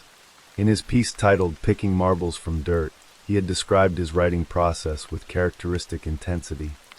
"I write until I can't write anymore, until the page is bursting with so many words and letters and syllables that if I were to fit one more period into the end of a sentence, the entire page might just burst." His family knew him as their Renaissance man, intelligent and loving, with interests that seemed to span every corner of human experience. They had always been supportive of every aspect of who he was. When they sensed that Blaise was gay, they went to him directly, telling him, "We love you and want you to have a good life and be happy." His father Gideon later explained that Blaise's sexual identity was no different from his other identities, simply one part of the beautiful, complex person he had become. It was this openness, this authenticity, that made Blaise so beloved by those who knew him. He was comfortable in his own skin, ready to embrace the world on his own terms. On the evening of January 2nd, 2018, Blaise made plans to meet with someone from his past. Samuel Woodward had been a classmate at the Orange County School of the Arts, though their connection had been casual at best during those high school years. Now 20 years old, Woodward lived a life that stood in stark contrast to Blaise's trajectory of achievement and openness. Where Blaise had flourished in the creative conservatory, pursuing art and expression, Woodward had struggled with social connections and found himself drawn to darker ideologies. He had been diagnosed with autism spectrum disorder at age 18, a late diagnosis that his family and later his defense team would argue had left him vulnerable and socially isolated. That night, Blaise sent his address to Woodward via Snapchat, and Woodward arrived to pick him up. The two young men drove through the quiet streets of Lake Forest, heading toward Borrego Park, a local recreation area bordered by wilderness. It was approaching 11 o'clock when they arrived at the parking lot. The park was dark and empty, the kind of place that felt peaceful during the day, but took on an eerie quality after sunset. Blaise had told Woodward he wanted to go to the park, though the exact reasons for the meeting remained unclear. What happened in those dark hours would become a matter of investigation, testimony, and ultimately, a conviction that would send shockwaves through communities concerned with hate crimes and extremism. The two had been communicating through dating apps in the months before. On that night, as they sat in the car at Borrego Park, something shifted. Blaise had been taunting Woodward, threatening to expose his sexuality. He accused Blaise of assault, though no evidence would ever support this claim. What is known, what became undeniable through forensic evidence and investigation, is that Woodward reached for a knife he kept in his vehicle, a blade he said he routinely carried from his days as a Boy Scout. In a frenzy that he himself described as uncontrollable, he drove the knife into Blaise again and again. When Blaise failed to appear for a dentist appointment on January 3rd, his parents knew immediately that something was wrong. It was not like their son to miss appointments or fail to respond to messages. Jean and Gideon went to his room and found his wallet, keys, and glasses still sitting where he had left them. The credit cards were untouched. Every physical piece of his daily life remained in the house, but Blaise himself had vanished. Panic began to set in as they searched through his computer and social media accounts, desperate for any clue about where he might have gone. On Snapchat, they discovered messages between Blaise and Samuel Woodward. The exchange showed that Blaise had sent his address to Woodward the previous night. Gideon Bernstein reached out to Woodward directly, asking if he knew where Blaise was. Woodward's response was calm and seemingly helpful. He explained that he had picked Blaise up and driven to Borrego Park, but that Blaise had then walked off into the darkness to meet another friend. Woodward claimed he had waited, but eventually left when Blaise didn't return. The story was specific enough to be believable, vague enough to deflect responsibility. The Orange County Sheriff's Department launched a search operation. Approximately 25 members of the department's search and rescue team surveyed Borrego Park and the adjacent Whiting Ranch wilderness area. They combed through brush and trails, calling Blaise's name, looking for any sign of the missing student. Days passed with no results. The family held on to hope, posting on social media, organizing volunteer search parties, praying for a miracle. But as the hours turned into days, that hope began to feel increasingly fragile. On January 9th, 2018, after days of searching, nature itself revealed what investigators had been unable to find. Heavy rains had swept through Orange County, soaking the earth and shifting the ground in Borrego Park. The downpour had exposed something hidden in the brush at the perimeter of the park. At approximately 2 o'clock in the afternoon, sheriff's investigators made the discovery that would transform the case from a missing person investigation to a homicide.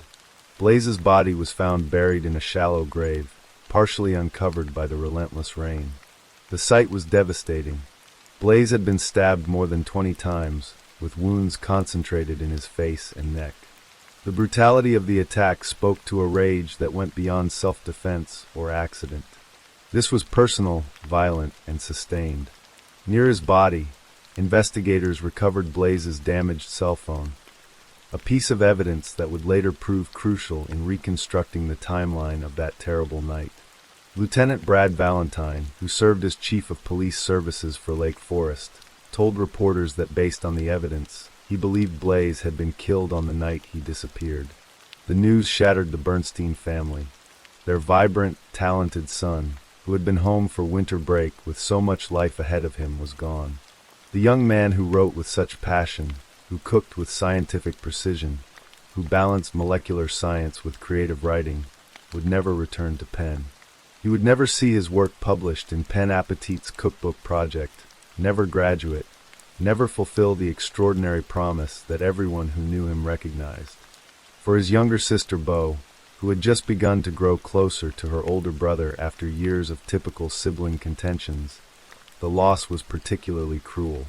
She had finally reached an age where they could connect as friends, and now he was gone forever. Investigators focused their attention on Samuel Woodward. He had been the last person to see Blaise alive, and his story about dropping him off to meet another friend had begun to unravel under scrutiny. On January 12, 2018, authorities served a search warrant at Woodward's home in Newport Beach. What they discovered painted a disturbing picture of the young man, who had claimed to be merely a helpful acquaintance giving an old classmate a ride. Inside Woodward's residence, investigators found evidence that would fundamentally change the nature of the case. His phone, laptop, and social media accounts revealed a worldview consumed by hatred. Woodward had become involved with the Atomwaffen Division, a neo-Nazi terrorist organization dedicated to overthrowing the U.S. government through violence and guerrilla warfare. The group's ideology was built on white supremacy, anti-Semitism, and violent extremism.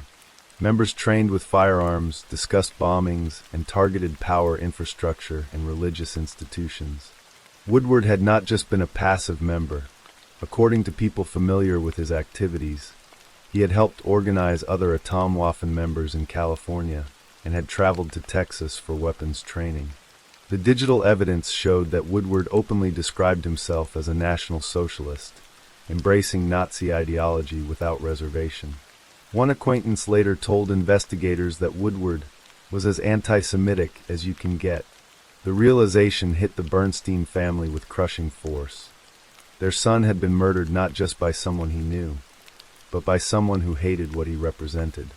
Blaise was gay and Jewish, two identities that made him a target for the violent extremism that Woodward had embraced. On February 2, 2018, Samuel Woodward was arraigned and pleaded not guilty to the murder charge. But as investigators continued to analyze the evidence, they became convinced that this was more than a simple homicide.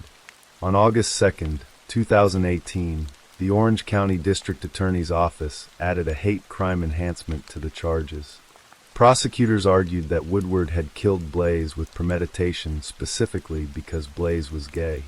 The evidence from Woodward's devices, combined with his membership in a terrorist organization built on hatred, supported the theory that this had been a targeted killing motivated by bigotry. For the Bernstein family, learning about the hate crime enhancement brought a new dimension of pain. Gideon Bernstein spoke publicly about the anguish of realizing that his son had been killed not for anything he had done, but simply for who he was as a human being. It was one thing to lose a child to violence. It was another to know that the violence had been rooted in hatred for his very identity. The hate crime enhancement also meant that if convicted, Woodward would face life in prison without the possibility of parole rather than a determinate sentence. The path to trial was long and complicated. Woodward was denied bail and remained in custody as the case slowly moved through the legal system. Years passed as both sides prepared their arguments. The prosecution gathered evidence of premeditation and hate, building a narrative of a violent extremist who had murdered someone because of prejudice. The defense prepared to argue that Woodward's autism spectrum disorder had left him socially vulnerable and unable to fully understand his actions, and that the killing had been a spontaneous act of panic rather than a premeditated hate crime. When the trial finally began in 2024, more than 6 years after Blaise's death, the proceedings stretched across nearly 3 months. The courtroom became a space where two narratives collided: the prosecution's account of a hate-fueled murder committed by a radicalized extremist, and the defense's portrayal of a socially isolated young man with autism who had lashed out in a moment of fear and confusion. Samuel Woodward spent 5 days on the witness stand, a testimony marked by long pauses and halting responses. He often took up to 30 seconds to answer simple yes or no questions, a behavior his defense attorney Ken Morrison attributed to the communication difficulties associated with autism. Woodward testified that on the night of the killing, he and Blaise had been in the car at Borrego Park when Blaise began taunting him. According to Woodward, Blaise threatened to expose his sexuality and made unwanted advances that constituted assault, though prosecutors emphasized that no evidence supported these claims. Woodward described a moment of panic and rage, saying that he feared Blaise had recorded him or sent text messages exposing him. He reached for the knife and attacked, describing the violence in chilling terms. "I couldn't stop going at the phone. I couldn't see what was going on. At that point the phone wasn't even in the way anymore. Nothing was in the way anymore. I just kept driving and driving and driving the knife down." The testimony painted a picture of sustained, frenzied violence that resulted in Blaise being stabbed 28 times. Ken Morrison, Woodward's public defender, built his case around the argument that his client's autism had made him vulnerable to radicalization and unable to form the specific intent required for first-degree murder with a hate crime enhancement. Morrison emphasized that Woodward had not been diagnosed with autism until he was 18, too late for the interventions that might have helped him develop better social skills and judgment. The disorder had made him lonely and desperate for connection, Morrison argued, making him susceptible to the acceptance he found in extremist online communities. Morrison was careful to state that he was not trying to excuse the crime, but rather to help the jury understand Woodward's state of mind. He argued that the case had been overcharged and that Woodward should be held accountable for manslaughter rather than first-degree murder with hate crime enhancements. The defense sought to separate the killing itself from the ideology Woodward had embraced, suggesting that the murder had been a spontaneous act rather than a premeditated hate crime. The prosecution, however, presented extensive evidence of Woodward's extremist beliefs and his membership in a Atomwaffen division. They argued that someone deeply embedded in a neo-Nazi terrorist organization, someone who openly expressed virulent anti-Semitism and who had trained with weapons, had not killed randomly or impulsively. The combination of Blaise's identities as a gay Jewish man and Woodward's documented hatred toward both groups created a clear motive rooted in prejudice. The prosecution maintained that this was precisely what hate crime laws were designed to address: violence committed because of who the victim was, not because of what they had done. On July 3, 2024, more than 6 years after Blaise's death, the jury delivered their verdict. Samuel Woodward was found guilty of first-degree murder with a hate crime enhancement. The decision affirmed what prosecutors had argued throughout the trial: that Blaise Bernstein had been killed because he was gay and Jewish, targeted by someone whose worldview was built on hatred. For the Bernstein family, the verdict brought a measure of justice, though it could never bring back their son. The sentencing hearing took place on November 15, 2024.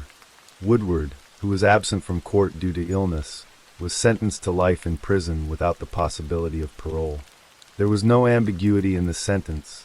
The jury's verdict had mandated this outcome. Ken Morrison requested a lesser sentence of 28 years to life, arguing that the judge had some discretion and that jurors had not been privy to all the evidence. He indicated plans to appeal the verdict, but for now, the legal process had reached its conclusion. Samuel Woodward, who was 20 years old at the time of the murder and 27 at sentencing, would spend the rest of his life in prison. The case of Blaise Bernstein stands as a stark reminder of the real-world consequences of hatred and extremism. It reveals how ideologies of bigotry can move from online forums and extremist chat rooms into acts of devastating violence. Samuel Woodward's involvement with the Atomwaffen division was not simply a matter of misguided beliefs or youthful rebellion. It was participation in a terrorist organization that explicitly advocated violence against targeted groups. When those beliefs encountered a real person who represented what the ideology taught him to hate, the result was murder. Blaise Bernstein's life was marked by creativity, intelligence, compassion, and authenticity. He pursued his passions with intensity, whether he was writing until pages burst with words, experimenting with the chemistry of cooking, or editing his peers' work with sharp but kind precision. He was open about who he was, supported by a family that loved him unconditionally. He should have had decades ahead of him to write more stories, cook more meals, make more friends, and contribute his unique voice to the world. Instead, his life ended in violence in a dark park, killed by someone who saw him not as a person, but as a symbol of everything his hateful ideology rejected. The legacy that remains is twofold: the memory of a remarkable young man whose potential was never fully realized, and a legal precedent that affirmed the seriousness of hate crimes and the need to hold perpetrators accountable not just for violence, but for the bigotry that motivates it. In the Bernstein family's words, Blaise's life mattered. That simple statement carries the weight of their love for their son and their determination that his death would not be forgotten or dismissed. Through their advocacy, through the memorial fund that bears his name, and through the countless lives he touched in his 19 years, Blaise Bernstein continues to matter. Story 6. The air in Reno, Nevada, carried a crisp bite that January evening in 2008, the kind of cold that reminded residents winter still held the high desert firmly in its grip. Brianna Dennison, just 19 years old, had returned to her hometown for winter break from Santa Barbara City College in California, eager to reconnect with old friends and escape the demands of sophomore year. She had spent the evening doing exactly what young people do: going to a concert, laughing with friends, visiting late-night spots, soaking up the energy of familiar faces and familiar places. By the time the group made their way back to a rental house on Mackenzie Street, just off the University of Nevada, Reno campus, it was the early hours of January 20th, 2008. Exhaustion had settled into Brianna's bones, and when they arrived at the house around 4 a.m, she claimed the couch in the living room, too tired to make the journey to a proper bed. She wore simple, comfortable clothes, sweatpants and a t-shirt, as she curled up on that couch, her breathing gradually slowing into the rhythm of sleep. Her friend Katie Hunter retired to a bedroom upstairs, and the house fell into the quiet stillness that settles over a home when everyone has finally surrendered to sleep. Outside, the street remained dark and silent, the winter night stretching long before dawn would break. None of them could have known that someone was watching, waiting, calculating. None of them could have imagined that when morning came, Brianna would be gone. When Katie Hunter descended the stairs later that morning, she expected to find Brianna still asleep on the couch, perhaps stirring as sunlight filtered through the windows. Instead, she found an empty couch, the blanket disturbed, and her friend nowhere to be seen. At first, there might have been a moment of confusion. Had Brianna left early? Had she gone for a walk? But as the minutes ticked by and calls to Brianna's phone went unanswered, confusion transformed into something darker, something that settled like ice in the pit of the stomach. By the time the Reno Police Department received the missing person report, investigators already sensed this was no ordinary disappearance. The evidence they discovered at the Mackenzie Street house confirmed their worst fears. Touch DNA recovered from a rear doorknob belonged to an unknown individual. More significantly, DNA found on the couch where Brianna had been sleeping matched genetic material from at least 2 previous attacks in the same neighborhood. One on November 13, 2007, and another on December 16, 2007. The realization hit investigators with the weight of a hammer blow. Brianna Dennison had not simply wandered off or been the victim of a random crime. She had been taken by a serial predator who had been hunting women near the university campus for months. On January 21, 2008, just one day after Brianna vanished, detectives began an intensive search of the University of Nevada, Reno area. The Federal Bureau of Investigation joined the effort, bringing federal resources to bear on a case that was rapidly becoming a community nightmare. Police revealed to the public what they knew.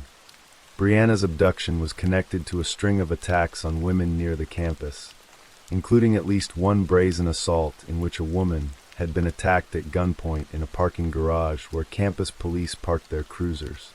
Based on partial descriptions from previous victims, investigators developed a profile of their suspect. A white male between ages 28 and 40, at least 5 feet 6 inches tall, with a long face and brown hair, no distinguishable accent or regional dialect. The Reno community responded with an outpouring of support that was both heartbreaking and inspiring. Hundreds of volunteers joined search efforts, combing through neighborhoods, fields, and vacant lots. Blue ribbons, Brianna's favorite color, began appearing throughout the city as residents wore them in solidarity, a sea of azure symbolizing hope that somehow, against all odds, Brianna would be found alive. Billboards featuring her photograph went up across Reno, her face becoming hauntingly familiar to everyone who drove the city's streets. The Dennison family, Brianna's mother Bridget, her brother Brighton, and extended relatives, made tearful public appeals, begging anyone with information to come forward. The case consumed the community, transforming Brianna into what her family would later call the daughter of our entire community. But as days turned into weeks and January's cold gave way to February's continued chill, hope began to fade like winter sunlight through heavy clouds. Then, on February 15, 2008, 26 days after Brianna disappeared, a construction worker named Harold Jimenez made a discovery that would end the agonizing uncertainty, but plunge the community into grief. Jimenez was working at a business park in South Reno, approximately 8 miles from the Mackenzie Street house, when he noticed something in a vacant field near EE Technologies, where he was employed. What he initially thought was a mannequin turned out to be something far more terrible. The body of a young woman, naked except for socks, partially concealed beneath a discarded Christmas tree. Jimenez, who did not have a cell phone, rushed back to his workplace to call the Reno police. When officers arrived at the scene, they confirmed what Jimenez had feared but tried not to believe. The victim was Brianna Dennison. Heavy snowfall over the previous weeks had likely delayed the discovery of her body, covering the field in white and concealing the horror that lay beneath. An autopsy conducted on February 16, 2008, revealed that Brianna had been strangled, her life stolen in an act of violence that had stripped her not only of breath but of dignity. The medical examiner determined she had been left in that field at least a week before her body was found, meaning she had died shortly after her abduction. Near Brianna's body, investigators found evidence that would become crucial to the case, but would also haunt the community with its implications. 2 pairs of women's thong underwear were discovered at the scene. One pair was particularly distinctive, black with stitchings of the Pink Panther cartoon character and pink hearts on the fabric. These underwear did not belong to Brianna, and forensic analysis revealed they contained DNA from 2 sources: the serial rapist linked to previous attacks and an unknown woman. Reno Police Chief Michael Pullman told reporters the underwear was a critical piece of evidence, possibly left at the scene to taunt police or perhaps dropped accidentally by the killer. Investigators also determined that 2 other assault victims had reported their attackers took their underwear, suggesting the killer kept trophies from his crimes. The revelation that Brianna had been murdered by a serial predator, who was still at large, sent shockwaves through Reno. Women near the university campus lived in fear, altering their routines, installing extra locks, never walking alone after dark. A candlelight vigil held near the field where Brianna's body was found drew hundreds of people, including dozens of volunteers who had participated in the month-long search. Signs left at a makeshift memorial spoke to the profound impact of the tragedy. "You changed a community. You changed a nation. We will never forget you," read one. Another, signed by search volunteers, proclaimed, "Bree, you were your mother's daughter. Now you are our sister and daughter." Reno Mayor Bob Cashel assured the grieving community that local police and the FBI were doing everything we can to bring this monster to justice. As winter gave way to spring and spring to summer, the investigation continued, but leads ran cold. Months passed without an arrest. Then, in early November 2008, nearly 10 months after Brianna's murder, investigators received an anonymous tip through the secret witness tip line. The caller provided information that led detectives to James Michael Bila, a 27-year-old construction worker and pipe fitter from Sparks, Nevada. Bila, who had previous encounters with law enforcement, including a 2001 arrest for threatening his former girlfriend's neighbor with a knife, became the focus of an intensive investigation. On November 7, 2008, Detective David Jenkins met with Bila and asked him to provide a DNA sample. Bila refused, but investigators had another avenue to pursue. Bila had a girlfriend named Carlene Harmon, and together they had a 4-year-old son. When detectives approached Harmon and explained the situation, she made a decision that would ultimately bring her son's father to justice. She gave police permission to obtain a DNA sample from the child. The science of familial DNA testing provided the breakthrough investigators needed. Forensic experts compared the boy's DNA to evidence collected from the December 2007 attack and from the Mackenzie Street house where Brianna had been abducted. The results indicated that the child's biological father, James Bila, could not be excluded as the source of DNA found at both crime scenes. Armed with this evidence, Reno police obtained warrants for Bila's arrest and for his DNA. On Tuesday, November 25, 2008, Thanksgiving week, detectives moved in. Bila, who had been under surveillance, was arrested while dropping his son off at the Stepping Stones Children's Center in Reno. A DNA sample collected directly from Bila confirmed what investigators already suspected. He was the serial rapist who had terrorized the university area for months, and he was the man who had murdered Brianna Dennison. He was booked into the Washoe County Jail on charges of murder, first-degree kidnapping, and sexual assault. As the case against James Bila developed, the full scope of his crimes became clear. He was charged not only with Brianna's murder, but also with attacking 2 other women in 2007, assaults that occurred in October and December of that year. Evidence presented by prosecutors painted a chilling picture of a predator who had entered homes through unlocked doors, targeted vulnerable women, and committed acts of violence that forever altered his victims' lives. In Brianna's case, investigators believed Bila had entered the Mackenzie Street house through an unlocked door in the early morning hours of January 20th, 2008, pressed a pillow to her face to silence her, and carried her from the house. He had then assaulted and murdered her, strangling her with the strap of a pair of thong underwear. Her body had been dumped in a ravine in South Reno, left beneath that discarded Christmas tree like refuse. James Bila, a former Marine trained in martial arts, initially pleaded not guilty to all charges. His defense team would later attempt to suppress the DNA evidence obtained from his son, arguing it violated his rights. But Judge Robert Perry ruled the evidence was admissible, noting that the boy's mother, Bila's girlfriend, had legally consented to providing the sample. The decision cleared the way for prosecutors to present their case at trial. On May 27, 2010, more than 2 years after Brianna's body had been found in that frozen field, James Biela's trial reached its conclusion. After deliberating for approximately 6 hours, the jury returned guilty verdicts on all counts. Biela was convicted of the murder of Brianna Dennison, as well as kidnapping and sexual assault charges related to attacks on 2 other women in 2007. The trial immediately moved into its penalty phase, with prosecutors seeking the death penalty. The defense attempted to present mitigating factors that might spare Biela's life. His attorneys argued that he had suffered an abusive childhood at the hands of an alcoholic father, that he had been a productive member of society before his crimes, and that he had been a model prisoner since his arrest. But the jury, tasked with weighing these factors against the heinous nature of Biela's crimes and the continuing threat he posed to society, was not persuaded. On June 2, 2010, the jury returned a special verdict of death. Judge Robert Perry subsequently sentenced Biela to death for Brianna's murder and, on July 30, 2010, added 4 additional life sentences for the other counts of rape and kidnapping. Brianna Dennison's family, who had endured more than 2 years of agonizing legal proceedings, finally saw justice delivered.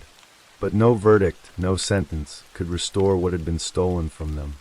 Brianna, known as Bree to those who loved her, had been a sophomore pursuing her education, building her future, living with the optimism and dreams that characterized her 19 years.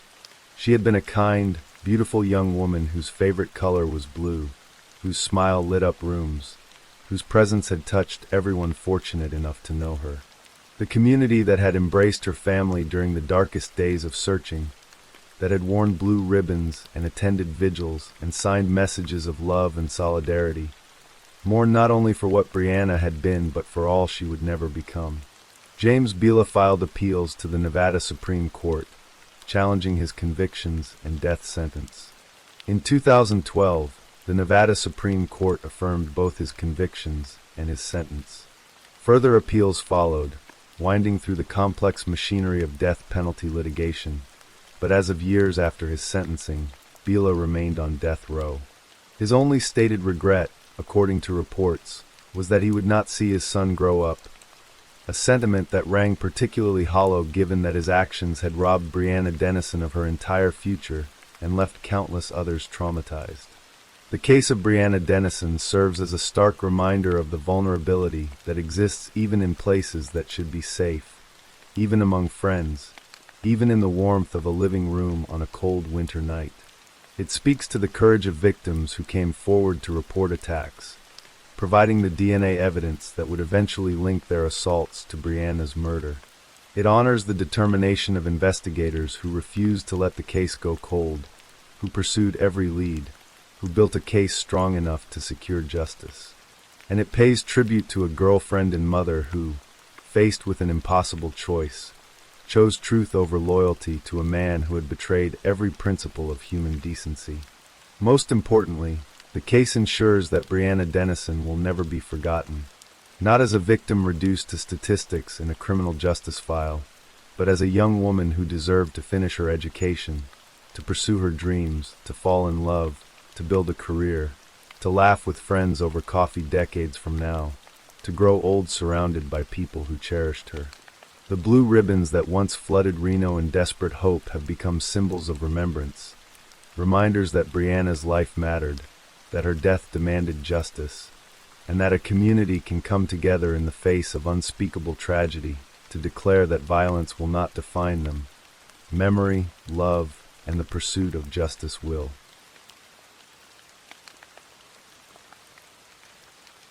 Story 7. The pre-dawn coolness of a late summer morning in Memphis, Tennessee, held a particular kind of peace. On Friday, September 2nd, 2022, the city was still asleep, its streets bathed in the soft, ethereal glow of streetlights. In the quiet, tree-lined neighborhood of Central Gardens, a light switched on in one of the grand, historic homes. For Eliza Fletcher, this was the best time of day. The world was still, the air was fresh, and the day held the clean, untouched promise of a blank page.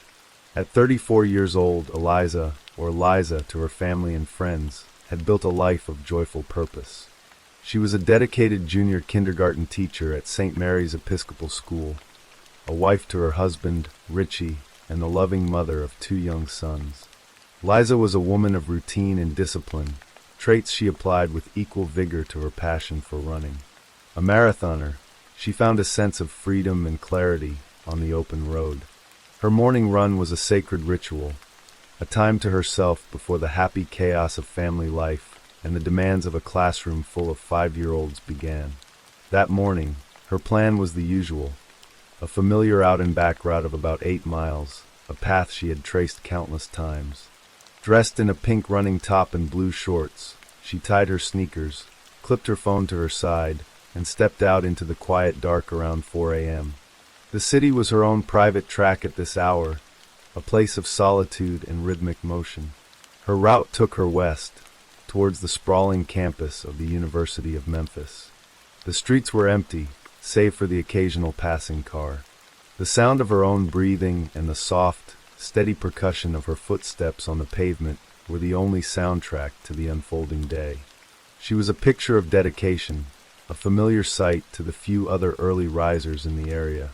But on this morning, a shadow was stalking the edges of the city's slumber. A dark-colored SUV, a GMC Terrain, was prowling the same streets, its driver scanning the pre-dawn quiet not for peace, but for opportunity. As Eliza ran near the intersection of Central Avenue and Zach H. Curlin Street, a stretch of road bordering the university campus, the SUV made its move. It was approximately 4:20 a.m. University surveillance cameras, silent and unblinking witnesses, would later capture the terrifying swiftness of the attack. The vehicle sped ahead of her, then waited. As she approached, a man burst out of the passenger side and ran aggressively toward her.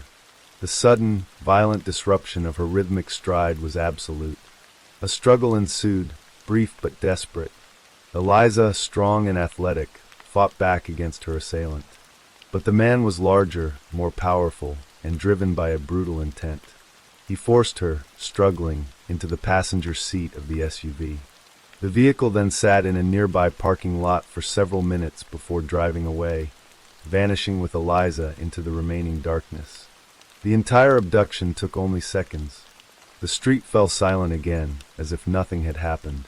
The first tendrils of panic began to curl around Richie Fletcher's heart around 7 a.m. Liza was not home.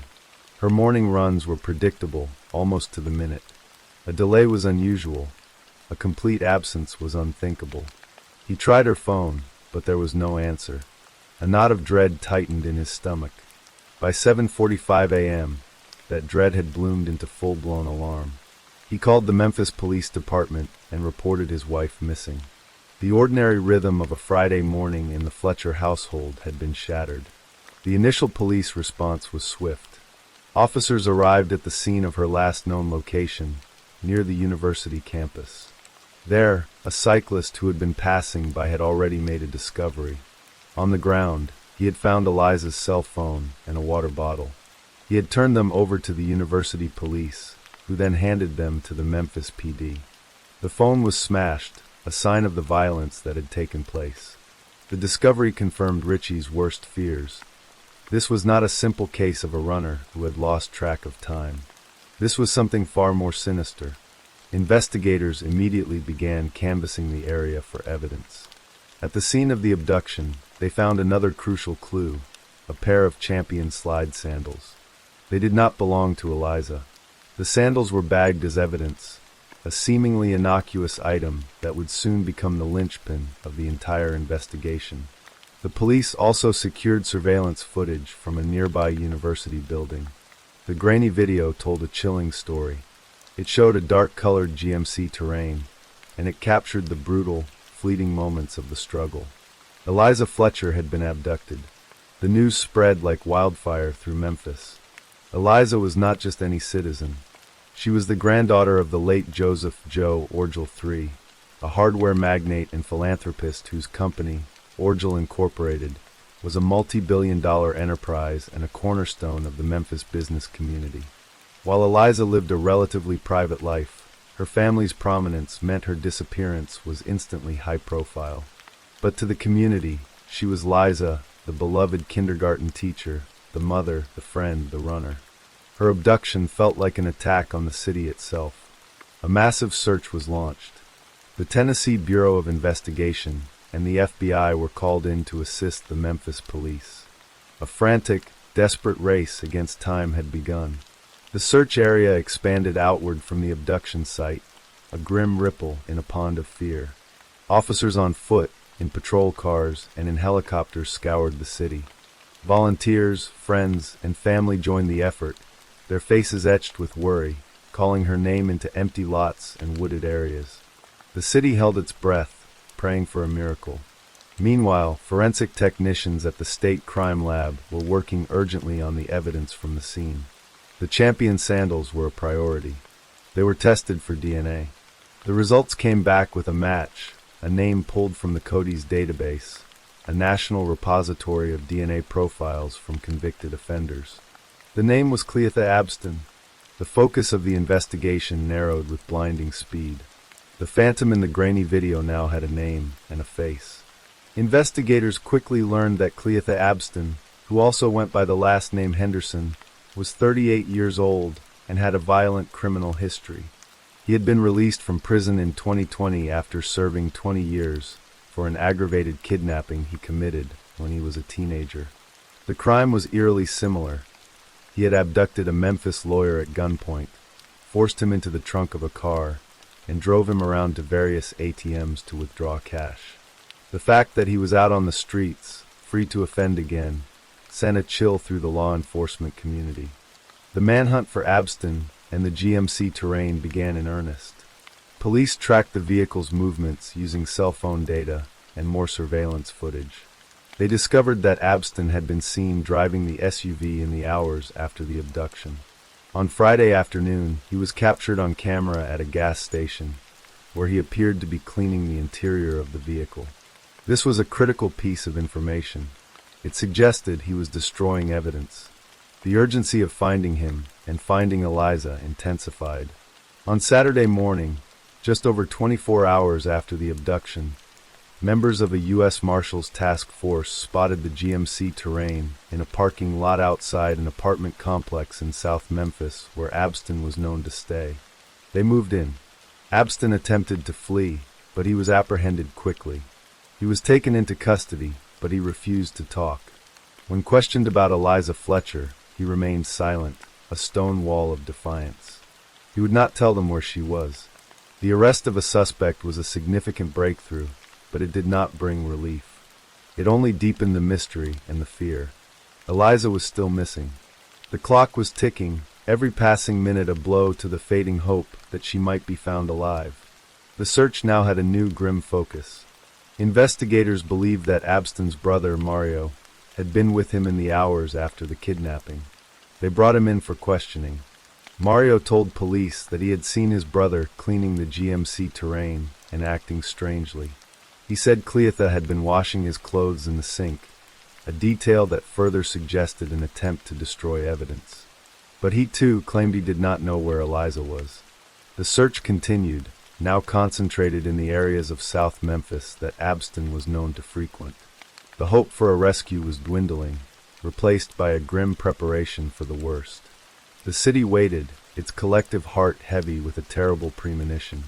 The search for Eliza Fletcher stretched into a third agonizing day.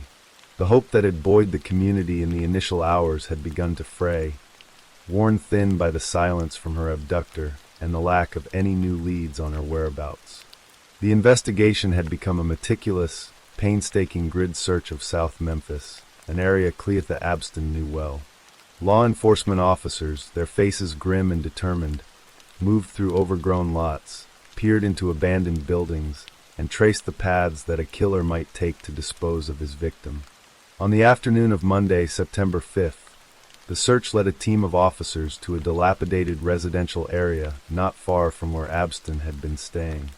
As one officer walked past a vacant duplex on Victor Street, a foul odor hung heavy in the humid late summer air.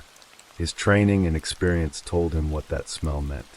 He followed it to the back of the property, to an area where the grass was tall and unkempt. And there, behind the building, he saw it, the body of a woman, partially concealed by the overgrown weeds.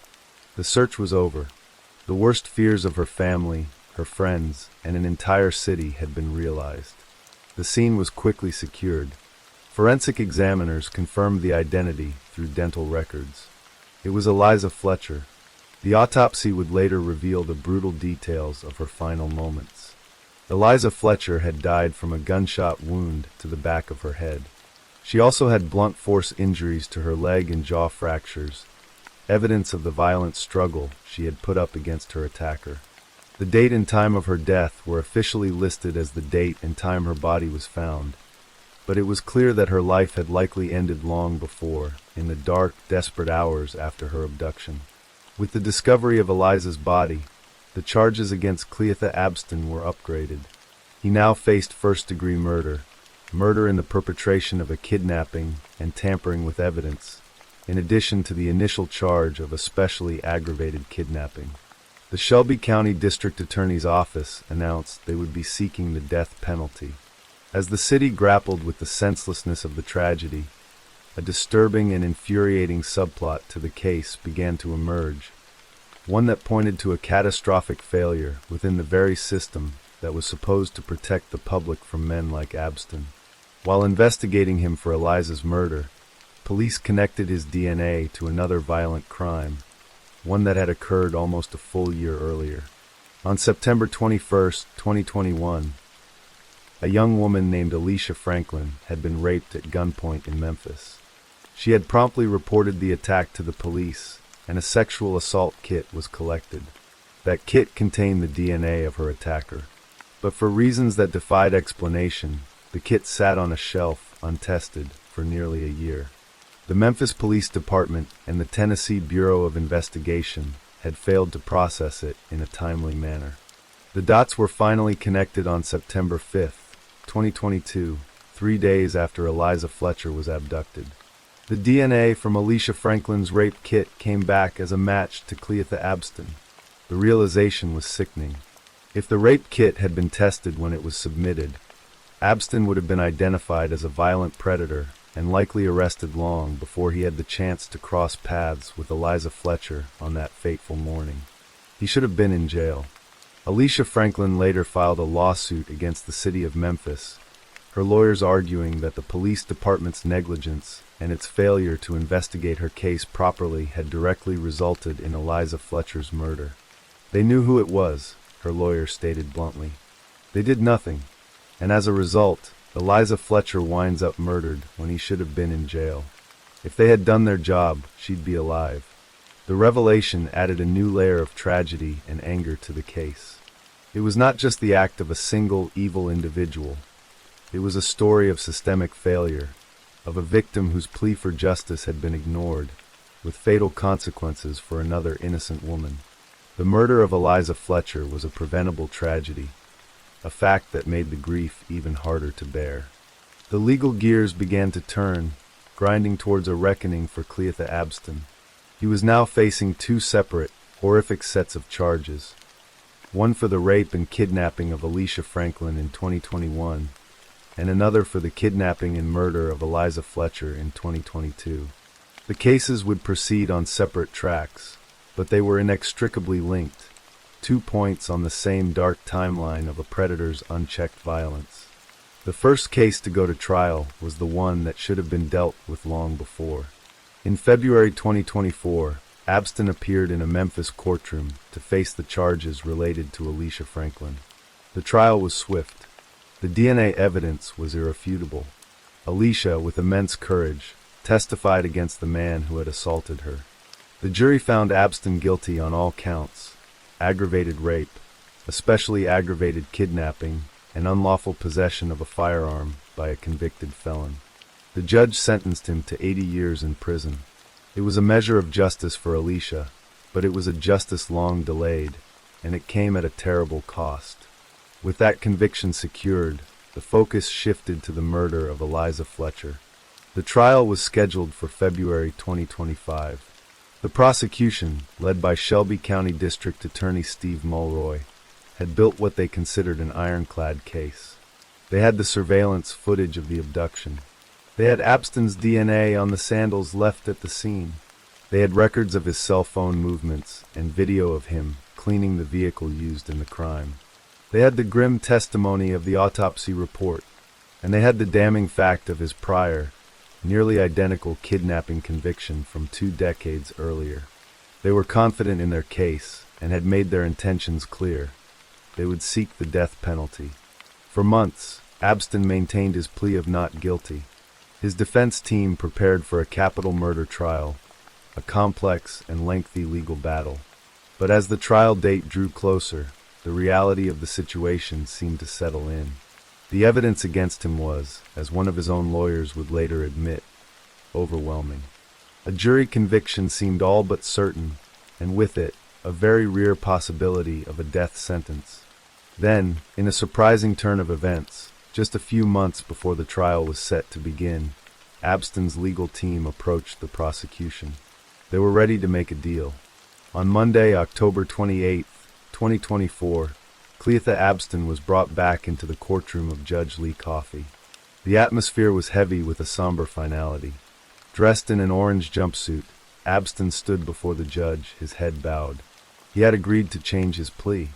In a quiet, barely audible voice, he responded "yeah" to the judge's questions, confirming his decision.